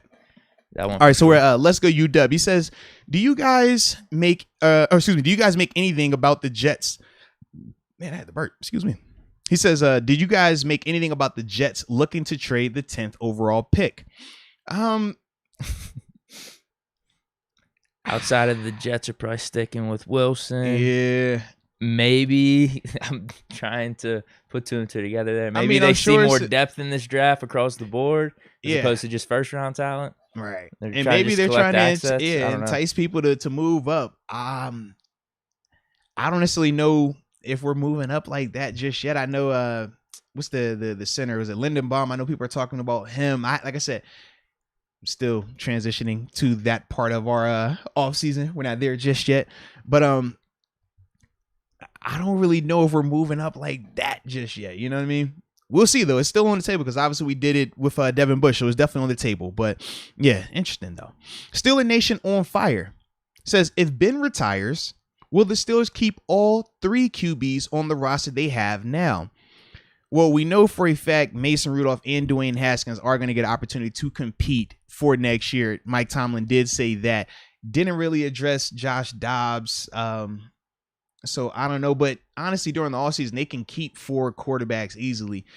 Shoot, yeah, it's usually 4. They don't keep more than that. So, I mean, Dobbs could easily be a part of that equation if they're bringing in another guy. We'll see how that works out. But, yeah, because what I don't know if he had to have surgery. I remember he had got hurt at the end of the year, and that's preseason. That's why he was on IR, that. But he was definitely in like a boot, too. So I remember that. Yeah. So they could draft a guy late. They don't have to take a quarterback in the first or second round, and then just competition between him and Dobbs for the 3rd spot or something like that even. Yeah, so they got some options with that. All right, we have Brandon Yelitz. Brandon says, I feel like we pay coaches less, but try to say that they can use the organization as a launch pad for the rest of their careers. Yeah, that is a part of it. That Steeler brand. Yeah, it's kind of like when we say, oh, man, this guy signed here for less because the Steelers. It's like, I'm sure in the past that definitely was a part of, I know that was a part of the reason for me, but right now, I do think the brand as it pertains to other NFL people wanting to come over there is not as enticing right now. Now, not saying that it's far off of that, but it's not to that same level right now currently. And partly because, you're going through a transition, right? We know no more Ben. That changes a lot in terms of how committed you are to going there. It's kind of like you look at New Orleans right now. New Orleans, when they had Drew Brees, man, it's a hot spot. Everybody wants to go there. Right now, you're like, who's the quarterback? What's that offense going to look like right now? You still have Sean Payton, though. You still have Tomlin. So there is still it's a like little you bit like of attractiveness to it. Right. But it makes you just a little bit more hesitant. That's all. All right.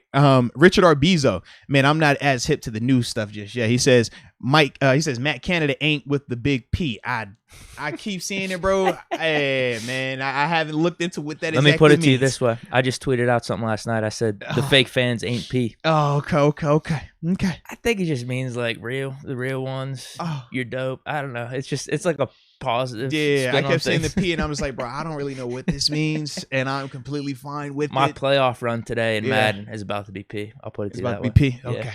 All right. I don't think there's a defined meaning for it. Yeah, bro. It just means something good. All right. Cool. Tyler Davidson says, is rolling out Mason Rudolph or Dwayne Haskins and going for a Bryce Young type player worth wasting a year of Minka and TJ Watt? Now he brings up a good question right there. That's why Jameis is an attractive option. Yeah, Jameis definitely becomes that much more attractive an option because of that part. You don't want to waste contract years for either one of those guys. I mean, even a Cam Hayward, right? What if Cam says, hey, I'm coming back for one more year? You want to waste his last year with that? So, yeah, I do think that, they're not going to just be settled with those type of guys and wait for a Bryce Young type of guy next year. I do think they're going to try to find somewhat, or at least we hope they're going to try to find somewhat of a higher end, bridge guy to at least get us to that conversation a year from now. All right. Alan T says, how do you address the general manager situation? Do you bring someone in now alongside of Colbert or wait until after the draft? If we wait till after the draft, the GM doesn't get a say on the coaches and players. Yeah, you bring up a good point there. Now, part of it is they have two guys in-house that they are grooming, Brandon Hunt and Omar Khan. So you have two pieces currently in place if they wanted to promote from within again, where it's not going to cause any type of rift because all of those guys are working cohesively together.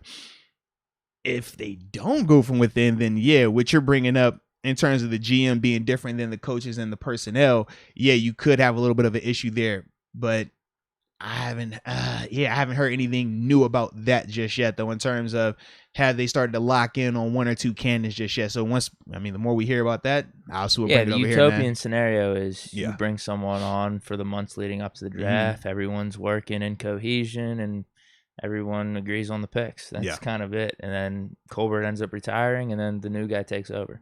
That's the perfect scenario. Absolutely. I don't think it's unreasonable for that to happen, though, because you talked about Colbert's character. Right. That could definitely happen. On that. All right, Black and Marta just showing a little love. We salute you, baby. We appreciate you as always. And then Steeler Lee says, would love Kenny Pickett, but he's gonna be too high for us at 20. But I have seen mocks of us getting Willis at 20. Malik Willis. I do not want to do that. Nah.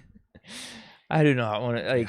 If it's not Pickett, I don't want to be drafting a quarterback here. I really don't. I'm cool on all of them right now. You with me on that? Pickett's cool. Yeah. I got to see him at Pitt.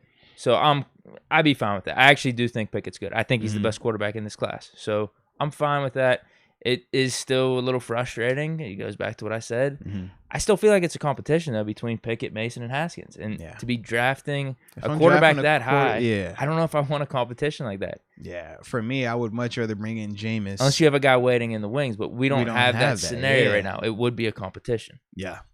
And I don't feel like any of those quarterbacks are good enough to tell Kenny Pickett, hey, wait for a year. Sit behind this guy and develop. No way. It's like just play Pickett now. Yeah, because I think of the Alex Smith and Patrick Mahomes. I think of Jimmy Garoppolo and Trey Lance. We don't have that. Tom Brady to Jimmy G. We don't have that currently right now. Yeah. Oh. Then why would you re-sign Haskins if you're gonna draft Pickett? Exactly, bro. All right. Mike A. He says, I feel like we made a mistake not trying to get Jameis Winston because Haskins is not good and neither is Mason. We need to fast and pray. Oh, so we looking for clarity from the Most High. We got to fast and pray. Lord. Don't count out Simba. Oh, man. You said that's your guy. You got to ride with him, man. Don't count out Dewey. You committed a year early, bro. I was strategic. I got all options on the table right now. So you can't be switching if we bring in a Derek Carr. You can't switch if we bring in a Jameis Winston. You've already told, it's on tape. You pledged your allegiance to that man in his face. You looked him in his eyes. You said, Haskins, you're my guy when 7 leaves. You told him that. I was holding the camera. I know. I never said that. I didn't even agree with you. I didn't even say, yeah, me too. I left it alone. He gave me that interview on the spot, hey, so I man. had to give him his props. So yeah, you are locked into the Haskins train, and you stick with that Haskins train, all right? That's, I guess, assuming the quarterbacks on the roster. Yeah, would be from what it was last season to this season. So between Haskins, Mason, and Dobbs, right? No, you ain't say that because we didn't know about any type of free agent. You simply said 7's my guy, but once he leaves, you're my guy.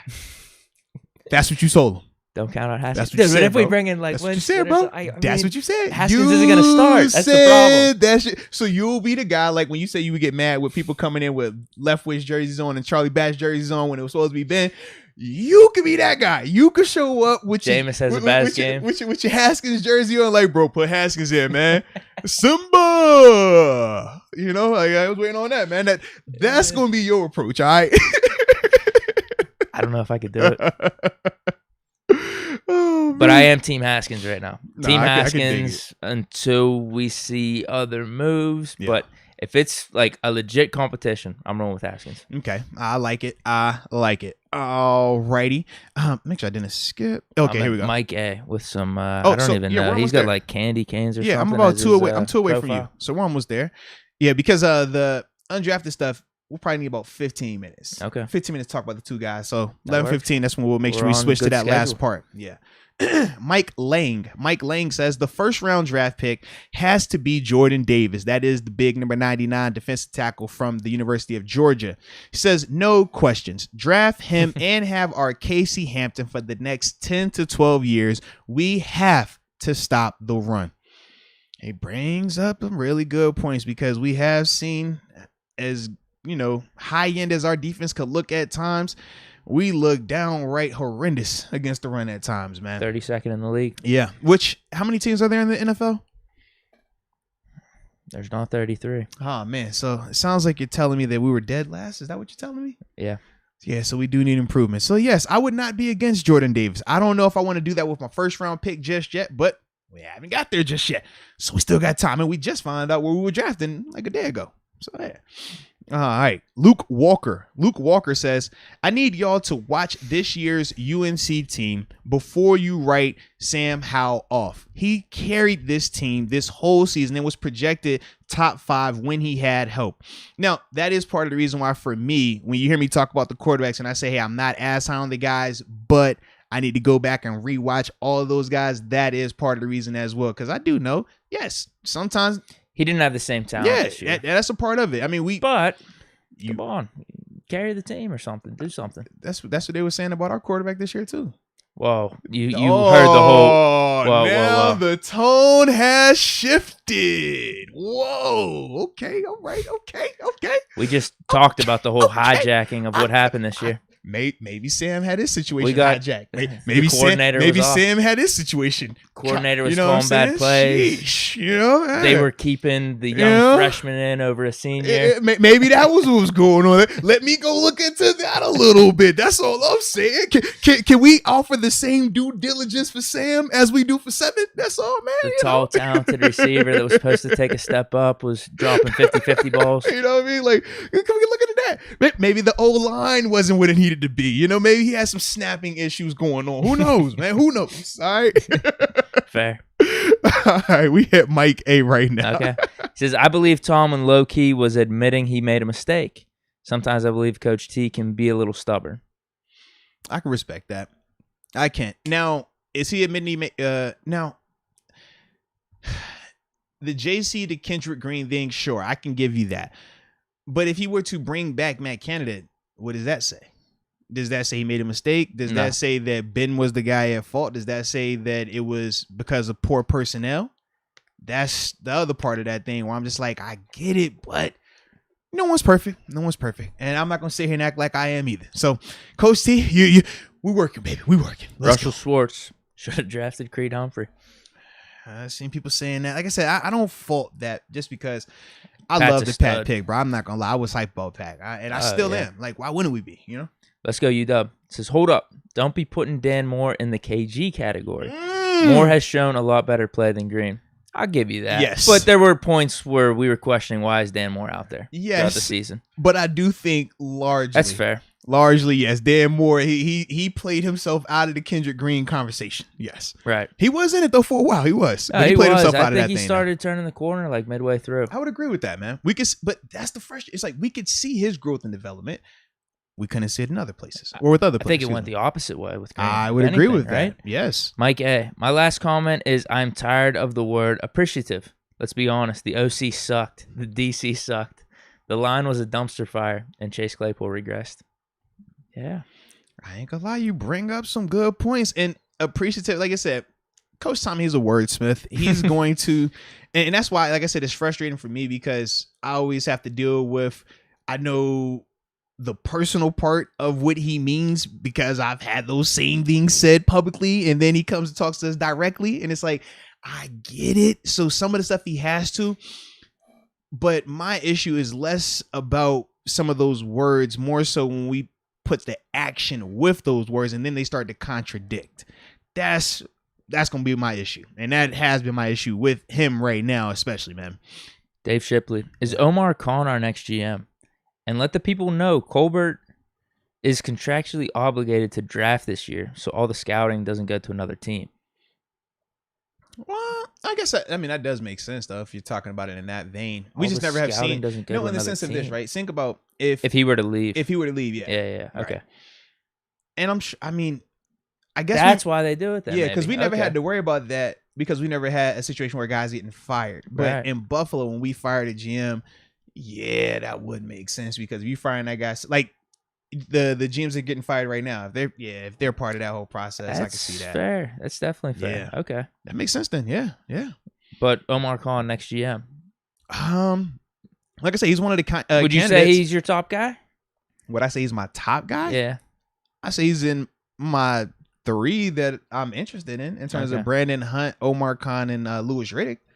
But yeah, still, I want them to do their due diligence regardless of who they pick. I still want them to go through and have more than just 3 candidates. Or something like that. Or more than 1 candidate. Can we do that at least? Let's just start there. Maybe we have 2. Can we interview? Yeah, can we interview? Can I get one outside the organization as well? Just for me. You know what I mean? Just for the sake of due diligence. Can we do that? Just one. Even if you don't believe you're gonna bring him in, just bring him in. Just so you can make him feel like, hey, you won this spot. You earned this. Okay? That's all. Ira Saposnik. Oh, all right. Bringing up Winston's draft class mate here. What about Mariota or Trubisky? Yeah, we talked about Mariota. That's not a bad option either. Yeah. He's flying under the radar too. Yeah, because people thought he would go out to Oakland at the time and then became Vegas and have that resurgence. You want to talk about Canada's system? I guess he probably fits it the best. Oddly enough, right? Yeah, it's weird to say. Yeah, so I'm not that high on Mariota, but I'm not opposed to bringing him in. Because I do hear where people. Was it you that said Trubisky though? No, was it you said it about Mariota? In terms of people feel like in Tennessee it was just a bad fit for him. Yeah, I think it was you. Yeah, because he's won a playoff game. Now that I think about it, he won a playoff game. Never really had that much talent around him. Yeah, never really had that much. I mean, because when he had Derrick Henry wasn't running like that when he had him. He wasn't. He was not that. And then Derrick he Henry. didn't have those receivers either. Yeah, very true. No AJ Brown, no Julio. receivers. I can't even remember. Was Corey Davis a part of his? Yeah. I would say Corey Davis was his first rounder. That might have been their best receiver. I'm trying to think who else did he have down there. And that was before he even really did anything. I mean, yeah, he had bums at receivers down there. Yeah. I think Tajay Sharp. I want to throw that out there. A big receiver though. God, dog. He had Delaney Walker at tight end. That was his best player. I knew he had somebody big. Delaney Walker was good, but that was it. That was literally all he had on offense. So yeah, the scheme might have been bad for him. Because what's weird is I think the Titans were like 500 when they like cut him. Yeah, not cut him, but put him on the bench and brought Tannehill in. And then that was like the resurgence for them. Like he wasn't doing good. I'll put it to you that way. I thought he was playing bad, but it wasn't Egregious. It's just that they had Tannehill on the bench. Because Yeah. if they didn't have Tannehill, they wouldn't have went to anyone else. They would have Yeah. let him finish the season. Now, Luke Walker brings up a point. He says, you want Dwayne Haskins to potentially start, but you say absolutely not to Mitch Trubisky. Yeah. Why is that? I'm out on Trubisky. I'm just out. Yeah, but why? I don't think he's good. I mean, that Bears season was atrocious. I don't think he's got the talent like Haskins either. Like Haskins, I know he wasn't the best down in Washington. I get that, but I still think the talent's there. I still think there's more of a resurgence for him than Trubisky. Trubisky's like, he looked lost, man. But now, do you feel like part of that was Nagy? And It part could of have that been. was the It talent could have around been. him on I get offense? it. I'm just out. I could be wrong Yeah. on that. I'm just out. I don't want Trubisky. Because for me, like, I remember we talked about their offensive line being worse than our offensive line last year. And even when we brought in Rashad Coward, I remember saying, like, dang, if he was like their better version of their O-line and he was starting, we don't think this guy could start here. And it's like he had to play behind that. I think of that a little bit. Then I think of who was their he had Allen Robinson. That was probably his best receiver out there. Yeah. Like he had a good 1,000-yard thing going receiver. when they made the playoffs, Yeah. but then even in the playoffs, you saw them being in that game, it felt like, in Yeah. spite of Trubisky. And then he just had a complete collapse his last Bears season. I'm out on him. I'm just out. But could you say that he's, up to this point, had a more productive career than Dwayne Haskins? Yeah, definitely. But you're completely I'm out. on Trubisky. I'm done. Yeah, I'm done. No more upside with him, I don't think. Okay. Haskins, upside. More talented. Okay. Yeah, I'm not against Trubisky coming in, but I do view him It's in that the same same thing as like range. Minshew Yeah, or something. Absolutely. Exact So same if we thing. bring him in, whatever. I just Yeah. think he's going to get beat out. That's all. Now, and that part, I can get behind that as well. I'm not closing the door in terms of saying that, hey, man, I think Haskins is just so much better than Trubisky right now, or even the thought of potential, because you know how I feel. I'm not the biggest on potential. I'm more about productivity and at least seeing it, because I always say potentially get you fired. You wait forever for a guy to develop. He just never does. So with that, though, man, yeah, either way, when you're talking Trubisky, that's that It's next bring tier it of in. guys down. That's below your Derek Carrs. That's below your Jimmy Probably G's. even below Mariota and Winston. I Yeah, mean, you yeah, go bro. like Derek Carr, Jimmy G. I don't know who else. Dude, I I'll mean, probably Cousins. go- Cousins I'm is not in his gonna own lie. category. No, I'll just probably go- 0 on Cousins. I go Carr, Cousins. Don't point Cousins up I there. go Carr, Cousins, Winston, Garoppolo. Oh, Winston over Jimmy G. I do. I like that. Yeah. Okay. That's how I go. I go, yeah. So Yeah. there's not real tiers. No, it's you're Carr, going player Carr by player. first. Carr first. Definitely Cousins after that. Then it's like I said, Jimmy. I mean, not Jimmy. It's Winston, and then Jimmy G is 4th for me. How would you rank them? Oh, those guys. Man. You throwing Gardner Minshew in there as well? For me, Minshew was 5th out of that group. Who'd you say? You said Carr, Jimmy Carr G, at 1. Cousins. No. I got Carr at 1. I got Kirk Cousins at 2. I got Jameis Winston at 3. I got I'm drawing a blank on the cat. Did you say Mariota? Mariota. No. Mariota. No, we didn't. Did we bring Mariota in this? I don't know. You just threw him in there, bro. He wasn't the ones I named. Who'd you name? No, bro. We named. Bro, I'm drawing a blank now. Holy cow, you messed me up. I said Derek Carr. We said Trubisky? Bro, stop naming names right now, because you just keep throwing in a random name every time. It's throwing me off, bro. Holy cow. All right. We said Derek Carr. Okay. We said Jimmy Garoppolo. Mm-hmm. We said Kirk Cousins. Mm-hmm. We said Jameis Winston. Mm-hmm. Those are the 4 that we ranked. And then we said we were going to throw a 5th guy, Gardner Minshew, because he came up in the chat. And I said he's 5th for me. Yeah. I'd go Carr 1. And this isn't based off of their careers. This No, I'm is saying, like, who who I we would, want. Yeah, who this I is would just who I want with want. the Steelers, Yeah. because Kirk Cousins is last. I'd put Derek Carr 1. Oh, man. Did you throw Winston in there? Yes, and Winston's You said Winston? Winston's my number 3 guy behind Kirk Cousins. Winston might be 2 for me. Winston 2, Mariota 3, and then you said Minshew. Mm-hmm. Minshew 4, Cousins. No. I told you, he's in his own cat. Just no. Okay. I don't want Cousins here. Yeah, I hope we line up. And Did I say Jimmy G? I didn't bring Jimmy G. See, we're all mixed up. I didn't talk about Jimmy I thought G. you said Jimmy G first. No, I said Carr. I Who went was your Carr, 2 then? Winston. Carr, Winston, Minshew. Minshew. You see, I forgot Jimmy. You had Jimmy G in yours. I yeah. forgot him. I'd throw Jimmy G, though. Yeah, I might be with you. I might be with you between Winston and Mariota. So 3. Yeah, probably 3-ish. I don't really want Jimmy G that bad, though. I really don't. Bro, I really don't. Part of me wants to put him under Mariota. I can't do that though. I can't do that. You can't do that, but you literally just said Gardner Minshew over Kirk Cousins. Yeah. Just think about that. I don't want Cousins to. Just think about it. Minshew is a mustache. Obviously, Cousins. Minshew is a mustache. Cousins has had a better career for sure. I don't want him on the Steelers because I feel like that puts your franchise in a terrible spot. And if you want to include the money too, I mean, he's going to be getting $30+ million next year. I'm not paying that for Kirk Cousins. When we can get Jameis Winston, any one of those dudes for way cheaper. I can dig it. All right. One more? Two more. Two more. Yep. Josh Blanchett. Deke going to be the guy in the Lima Swede jersey. I don't know what that means. Potential? Is that what he's talking about? Yeah, because Limas did have a ton of potential. He did, man. Yeah, he was supposed to be the guy. Man, that was a shame. He was a potential guy, man. That was such a shame. Because he could have been like a Plaxico for us. I wouldn't. He didn't have the speed like Martavis, but he was supposed to be that guy. He was supposed to be the guy. We lost Plax, and I think there was 2 or 3 seasons. I told you our number 2 receiver, and we won a Super Bowl with Cedric Wilson. Yeah, it was like it's time to get Ben a big receiver. Because he had really nice chemistry with Plaxico. We draft Sweet. It's like, all right, this is it. He was a stud at Texas. No, I remember him. Yeah, he was the biggest flop of all time. I remember biggest flop of all time.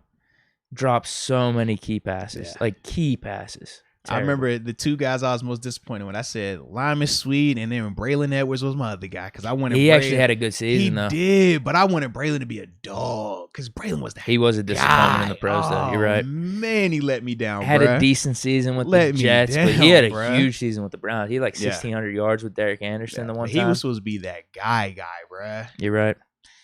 Alsauce. Do not fire Tomlin, but he needs to wear the fact that he hired an OC who was in over his head. He hired an O-line coach who quit, went back to college because he was in over his head. Standard has been lowered, losing playoff record. But now maybe Clem, maybe he was frustrated at the situation. If we're just keeping Green in the whole time, he wants to make a switch. Maybe. I don't know who's making those decisions. I don't think it's Clem, though. Yeah, it definitely didn't seem like Clem made the moves, man. So that could easily be the case, man. But yeah, I'm with you. I don't want to fire Coach Tomlin. Not at all, man. Do we criticize him? Absolutely. And like I said, if we're talking about where to criticize him, when people criticize Coach T on X's and O's, I don't agree with them because I've said it numerous times. He's right up there mentally with Dick LeBeau, who is arguably one of the greatest defensive coordinators out there. Coach Tomlin's mind in terms of X's and O's is up there with that, and he articulates that and prepares you. He struggles with clock management. He struggles with pride. He struggles with just admitting when, you know what, maybe this isn't working. He doesn't do change on the fly well. That's what he struggles with. You know what I mean? We talked about that, though. But that's, and we're still not going to put all of this on him because he's not the only one that makes these moves. We talk about Kevin Colbert. He has a hand in this as well. I guess for me, the biggest reason why I'm more so speaking on Coach T versus Kevin is because Kevin's about to retire. He's going to be gone in a couple of months. Whereas with Coach T, it's going to continue forward. So we need to figure out, hey, man, can we get a little bit better here in some avenues, pretty please? But a lot of this was coaching staff, too. It was, yeah. Which falls back under him. Yeah. T. Right. If we were getting on, heavy personnel decisions, that's one thing. But when we're talking about just the allocation of your staff and, some of the decisions of why you keep a guy out there versus changing it, that is directly related to him. So, yeah, man. Okay. We're all caught up on Super Chats. Right. Next topic. Right. We got 12 minutes. This is perfect then. So next thing we want to do, as I said, we were going to start our undrafted free agent series where we pick 2 of the undrafted free agents, or sometimes might be 1. And we will just have a simple conversation of would we want these guys back? Now, I'm very specific in terms of unrestricted guys because the restricted free agents, they don't have a say-so. So Dwayne Haskins, we're not going to talk about him. Robert Spillane, Marcus Allen. Oh, Haskins is restricted? Yeah, he's restricted. I didn't know that. I didn't know that either until I went and checked. And I was like, oh, he's restricted? It changes everything. When you're restricted or an exclusive rights free agent, because we have those guys as well, essentially they don't have a say-so. They don't. The team is going to get to resign them, bring them back. They control their rights. Restricted free agents, they're going to get the chance to offer them whatever they want to offer them. And unless they say, we don't want you anymore, they don't have a say-so. So we don't really have to spend a lot of time on those guys. But I thought you was raising your hand. He's fixing your mic. I was like, you good? The mic. Yep. But today we want to start with Joe Haden and Chuks Okorafor.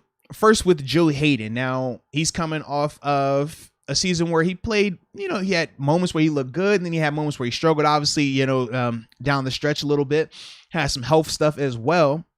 But he got paid with $11 million, I think it was this year. Yep, 11.2. So starting with him, has he done enough to bring him back? Because I know it was kind of mixed reviews of, is it a foregone conclusion? But then he went to his social media and essentially was telling the fans, like, hey man, don't count it out. Don't think it's done just yet. There's still some hope. So with that, has he done enough? Would you bring him back? Yeah. Chat, y'all can let us know as well, man. Yeah.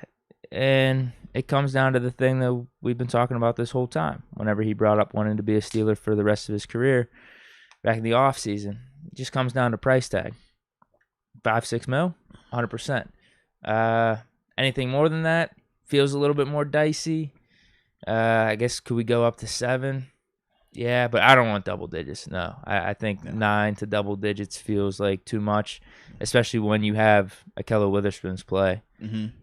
He's stretch. Another guy that we're going to have to talk about, not today, but down the line, because he also is unrestricted as well. Here's the other guys in free agency, too, like you'd have to consider. Like, I don't know what the market is. Mm-hmm. Stephon Gilmore, Kyle Fuller, Chris Harris, slot guy, Patrick Peterson. Like, all those guys you're naming, though, outside of Pat P, are probably going to be double-digit guys. I was going to say, yeah. Like, Patrick Peterson's interesting to me just because could you bring him in for $5 million as opposed to if Joe Haden wants $10 million on the open market? What's more valuable to us? Say that, though, if we bring back Peterson for $5 and we can keep Witherspoon. My question to you is, why would Pat P take less than Joe Haden, though? I mean, you're talking career-wise, Pat P is the better corner. It's not close. He is. Pat P, future, probably first ballot Hall of Famer. Feels like his not stocks, close, bro. I feel like his stock's a little down right now. No. He just played in Minnesota. It was quiet. Stock's a little down. Is Joe Haden stock down? Yeah.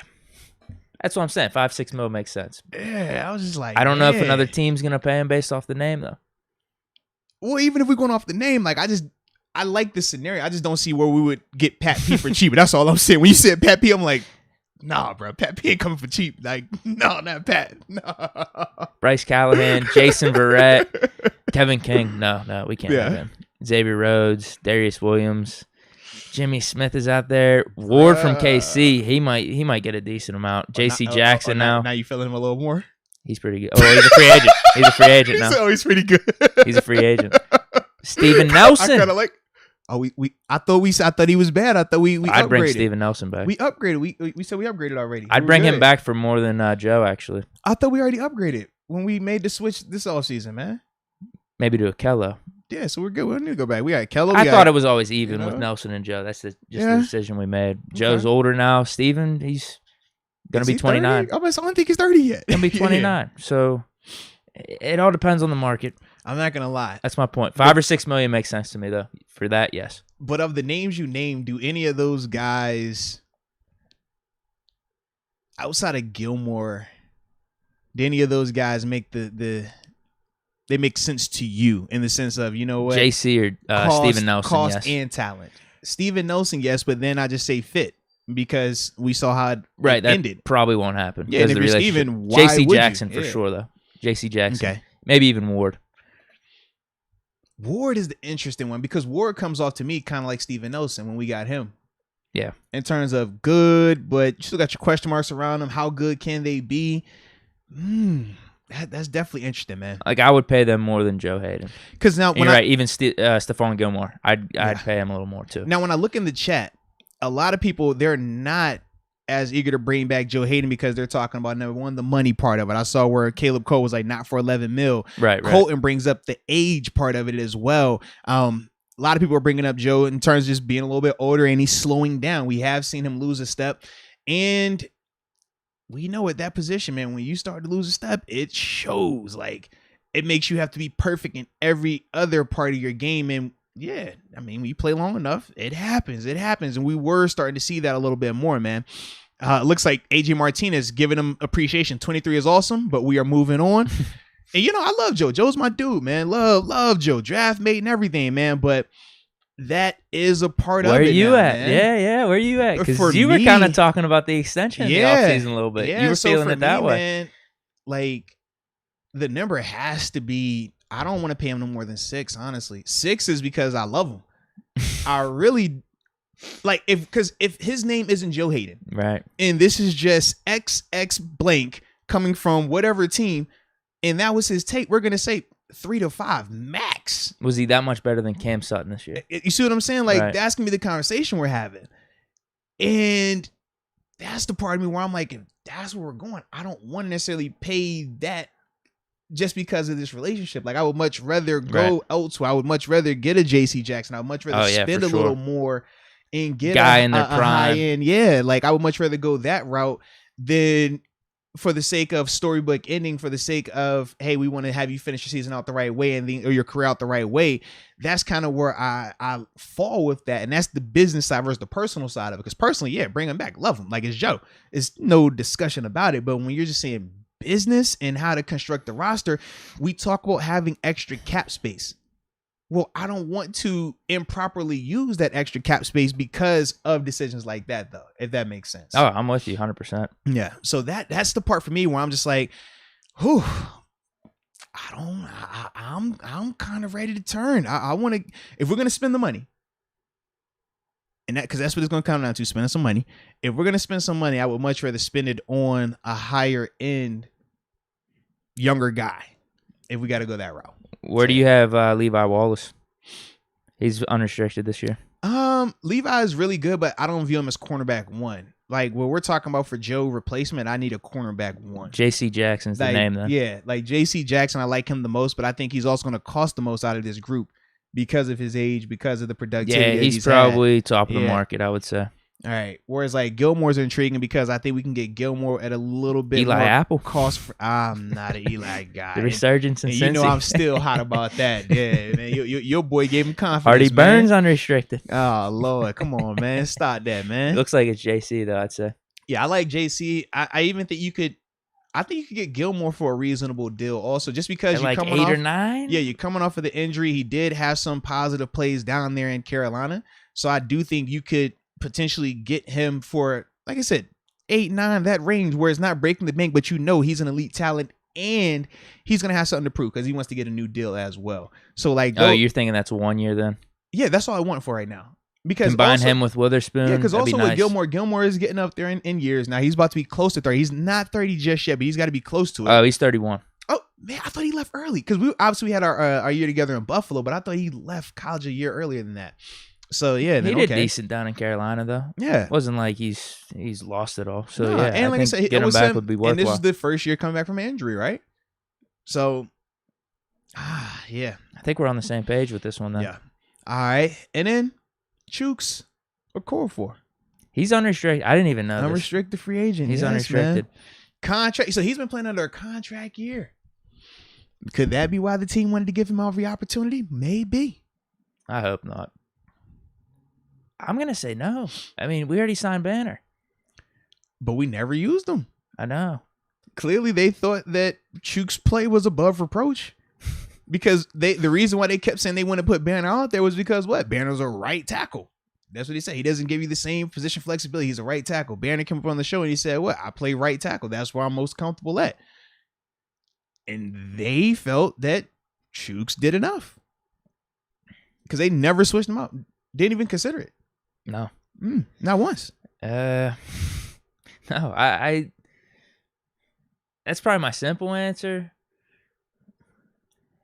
At least he's played, though, and he wasn't the worst offensive lineman. Yeah, because he started now 2 years, 16-plus games. Yeah. I don't want to be paying him any more than Banner's contract. That's my point. I mean, we already have Banner under this contract, so why not give him a chance? But I wonder what the structure of Banner's contract, because it wasn't like 2 for 9, and then I think the first... I don't know what the outs are. Let me check it real quick. Right, because it could be a situation like Schobert where they can get out of that thing with no issues. Let me check it real quick, which I don't know... His situation was weird this year too. Yeah. Oh no, it's not bad. $1.6 million in dead cap. They ain't tripping on that then, yeah. Because his cap hit this year's over 6. It's like 6.5. So they gave him a lot of that contract was front loaded then. That's what it sounds like. Yeah. Cap hit 6.5, and then dead cap if you caught him 1.6. Yeah.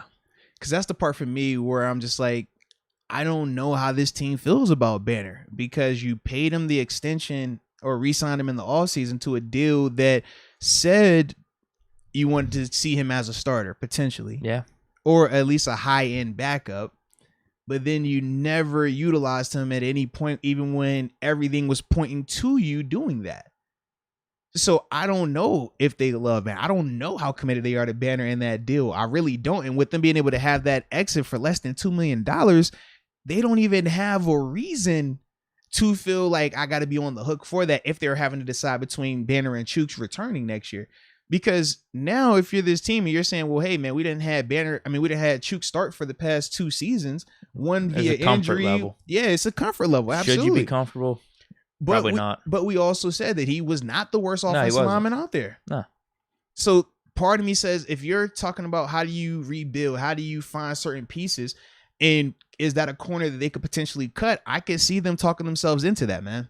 You want me to list off some of the right tackles? Yeah. And then, because we got like a couple minutes before we get up out of here. Unrestricted free agency, so Trent Brown. I like Trent. Trent big, but Trent going to cost. I'm going to tell you now. Trent is going to cost. Spin the block again with Morgan Moses, maybe. I would have to look because I didn't see how he played this season. I did not watch him at all to see how he played this season, but he would be interesting just for the namesake. Jermaine Afidi from the Bears. Okay. I don't know much about him either. Bobby Massey, he's old. Yeah, Massey. From Broncos. Mike Remmers. He's been here for a minute. Mm-hmm. There's not much. It's looking like the tackle market's almost the same as last year. I mean, you got Mitchell Schwartz still in there. But now after a year removed, it's like, where's his commitment level? Because he's the same. He's up there with me. I think he might be my age or a year younger than me. 32.6. Yeah. So almost 33. So like I said, he's right behind me then because I'm 33. So yeah. The market isn't that robust, so maybe that's the case for Chuks. Yeah, the case for Chuks. Yeah, because if Chuks is on the open market right now, Chuks is going to get a nice contract. You think he will? I for a fact. You think about the guys you just named. Well, the guys you just named, age and being a starter 2 years in a row at a premier tackle position. Yeah. I think you put your chips in with Banner then for that price. I'm willing to do that.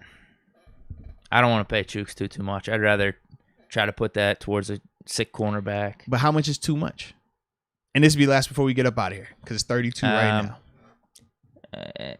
A couple million over Banner. You know, 5 might be nice, but 7 feels like too much. For Chuks. That's the numbers that I'm thinking, though. I don't see why he couldn't, like 5 to 7. Like, I think that's fine based on what he's done. Because 7 feels like too much, though. Well, I don't, because I say to this. You started 2 years in a row now at right tackle. Banner got paid 2 for 9 without having any. Think he had one start and he played 2 quarters. That's all I'm saying. So if you're Chuks, that's just the baseline. Whatever Banner got, and that's just how the negotiation is going to go. That's your baseline because you're saying you paid him as an extra O-lineman and he never had a start. I guess they were anticipating him being the starter. It doesn't matter though because he did win the job. But it does not matter because based on what you did on the field, actually did, right. This is all you did. Whereas Chuks got tape. Chuks got tape against guys too. Let's be real. We're gonna point. Okay, he had Clowney over here. He had a JJY. He got names that he's blocked against and has had success. Von Miller, like he has some success under his belt. So that is gonna help him get money, and that's why for me, I'm not as willing to just say, you know what, throw away Chuks and let's put every egg in Banner's basket because even with Zach, we are still speculating that he can come in and be that right tackle. We just haven't seen it for a full season just yet. We haven't even seen it for a full game just yet if we're being real about it. Yeah. And that's the part for me where I'm not as willing to go that route. Whereas with Chuks, at least I can hang my hat on. I've seen Chuks play and do some things nice. Okay. If it's anything more than 7, I'd be willing to look Banner's direction. But at 5 or 6, something like that. All right, whatever. Bring him back as a starter. It's definitely a unique situation, man. But I think that was it for today, man. I think it is. That was good. That was fun. That was fun. That was really fun. Bro, I didn't realize it took us 2 hours too, man. Like it. Oh, and we did have 2 supers that came in right at the end. I am so sorry that we missed those. Juice Box 32. He says, smash the like button. Well, he does bring up a good point. It's about 600 people in here and it's 183 likes, so I do agree. But Juicebox, they're going to hit us on the back end like they always do. Can we get 300 before we sign off? We're gonna see, but either way, we do know once we talk about we're not this, waiting like how around, we do but- it. Yeah, y'all can just keep liking it afterwards and tell a friend to tell a friend. But he also says 600 plus to only 100 plus likes. That's just disrespectful. It is. It is disrespectful, Juicebox 32. I'm with you. I'm glad you brought it to their attention and I didn't have to bring it up. But we do it because we love y'all, not because of, what y'all do for us. We just, it's a love thing. All right. But if y'all do hit that like button, we do appreciate that. And let's go, UW. Says with Joe Haden, I'd like to bring him back, but I'd rather sign J.C. Jackson and Akello Weatherspoon. Yeah, that's what we So were saying. I like it. And like I said, man, JC, 10 million. You think that's what he's going for? 10, 11? I'd have to look into that market a little bit more. Because for JC, he's probably going to be the top cornerback on the market right now. Yeah. And just sometimes when you're the top guy, that number just, Yep. you know what I mean? And get you're at a you. position. You're at corner. It's not like you're playing inside linebacker or running back. You're at a premier position. Those guys get overpaid. Let's be real. Yep, you're right. And he's Might be 14. Yeah, that's what I'm saying. He could easily be in line for that, man. But I would take the chance if you could like front load it because of this cap space and like True. maybe after his third season or you something. got an option. Yeah. If you cut him, it's not that detrimental then. Yeah. Almost some of the obviously it'd be more robust, but similar to what we did with Steven Nelson's deal. Right. Where we had those first years yeah, and then we got that option afterwards. So we shall see. But like I said, man, this was a blast of a show. Hope everyone enjoyed it. And we will be back for you guys Friday morning, switching it up a little bit, right? Give them a little morning Around this action. time again? You know what I mean? Yeah. Keep them around this time, right? Okay. We know we can't do afternoons on a Friday. We got No, research. definitely not. We got research on Friday. I don't do afternoon Fridays. I barely want to do Fridays, but I got to get some off days in here. You know what I mean? Can I get some off days? I need some off days in here, bro. I'm for it. For the culture. For the culture. So with that being said, man, enjoy the rest of y'all day.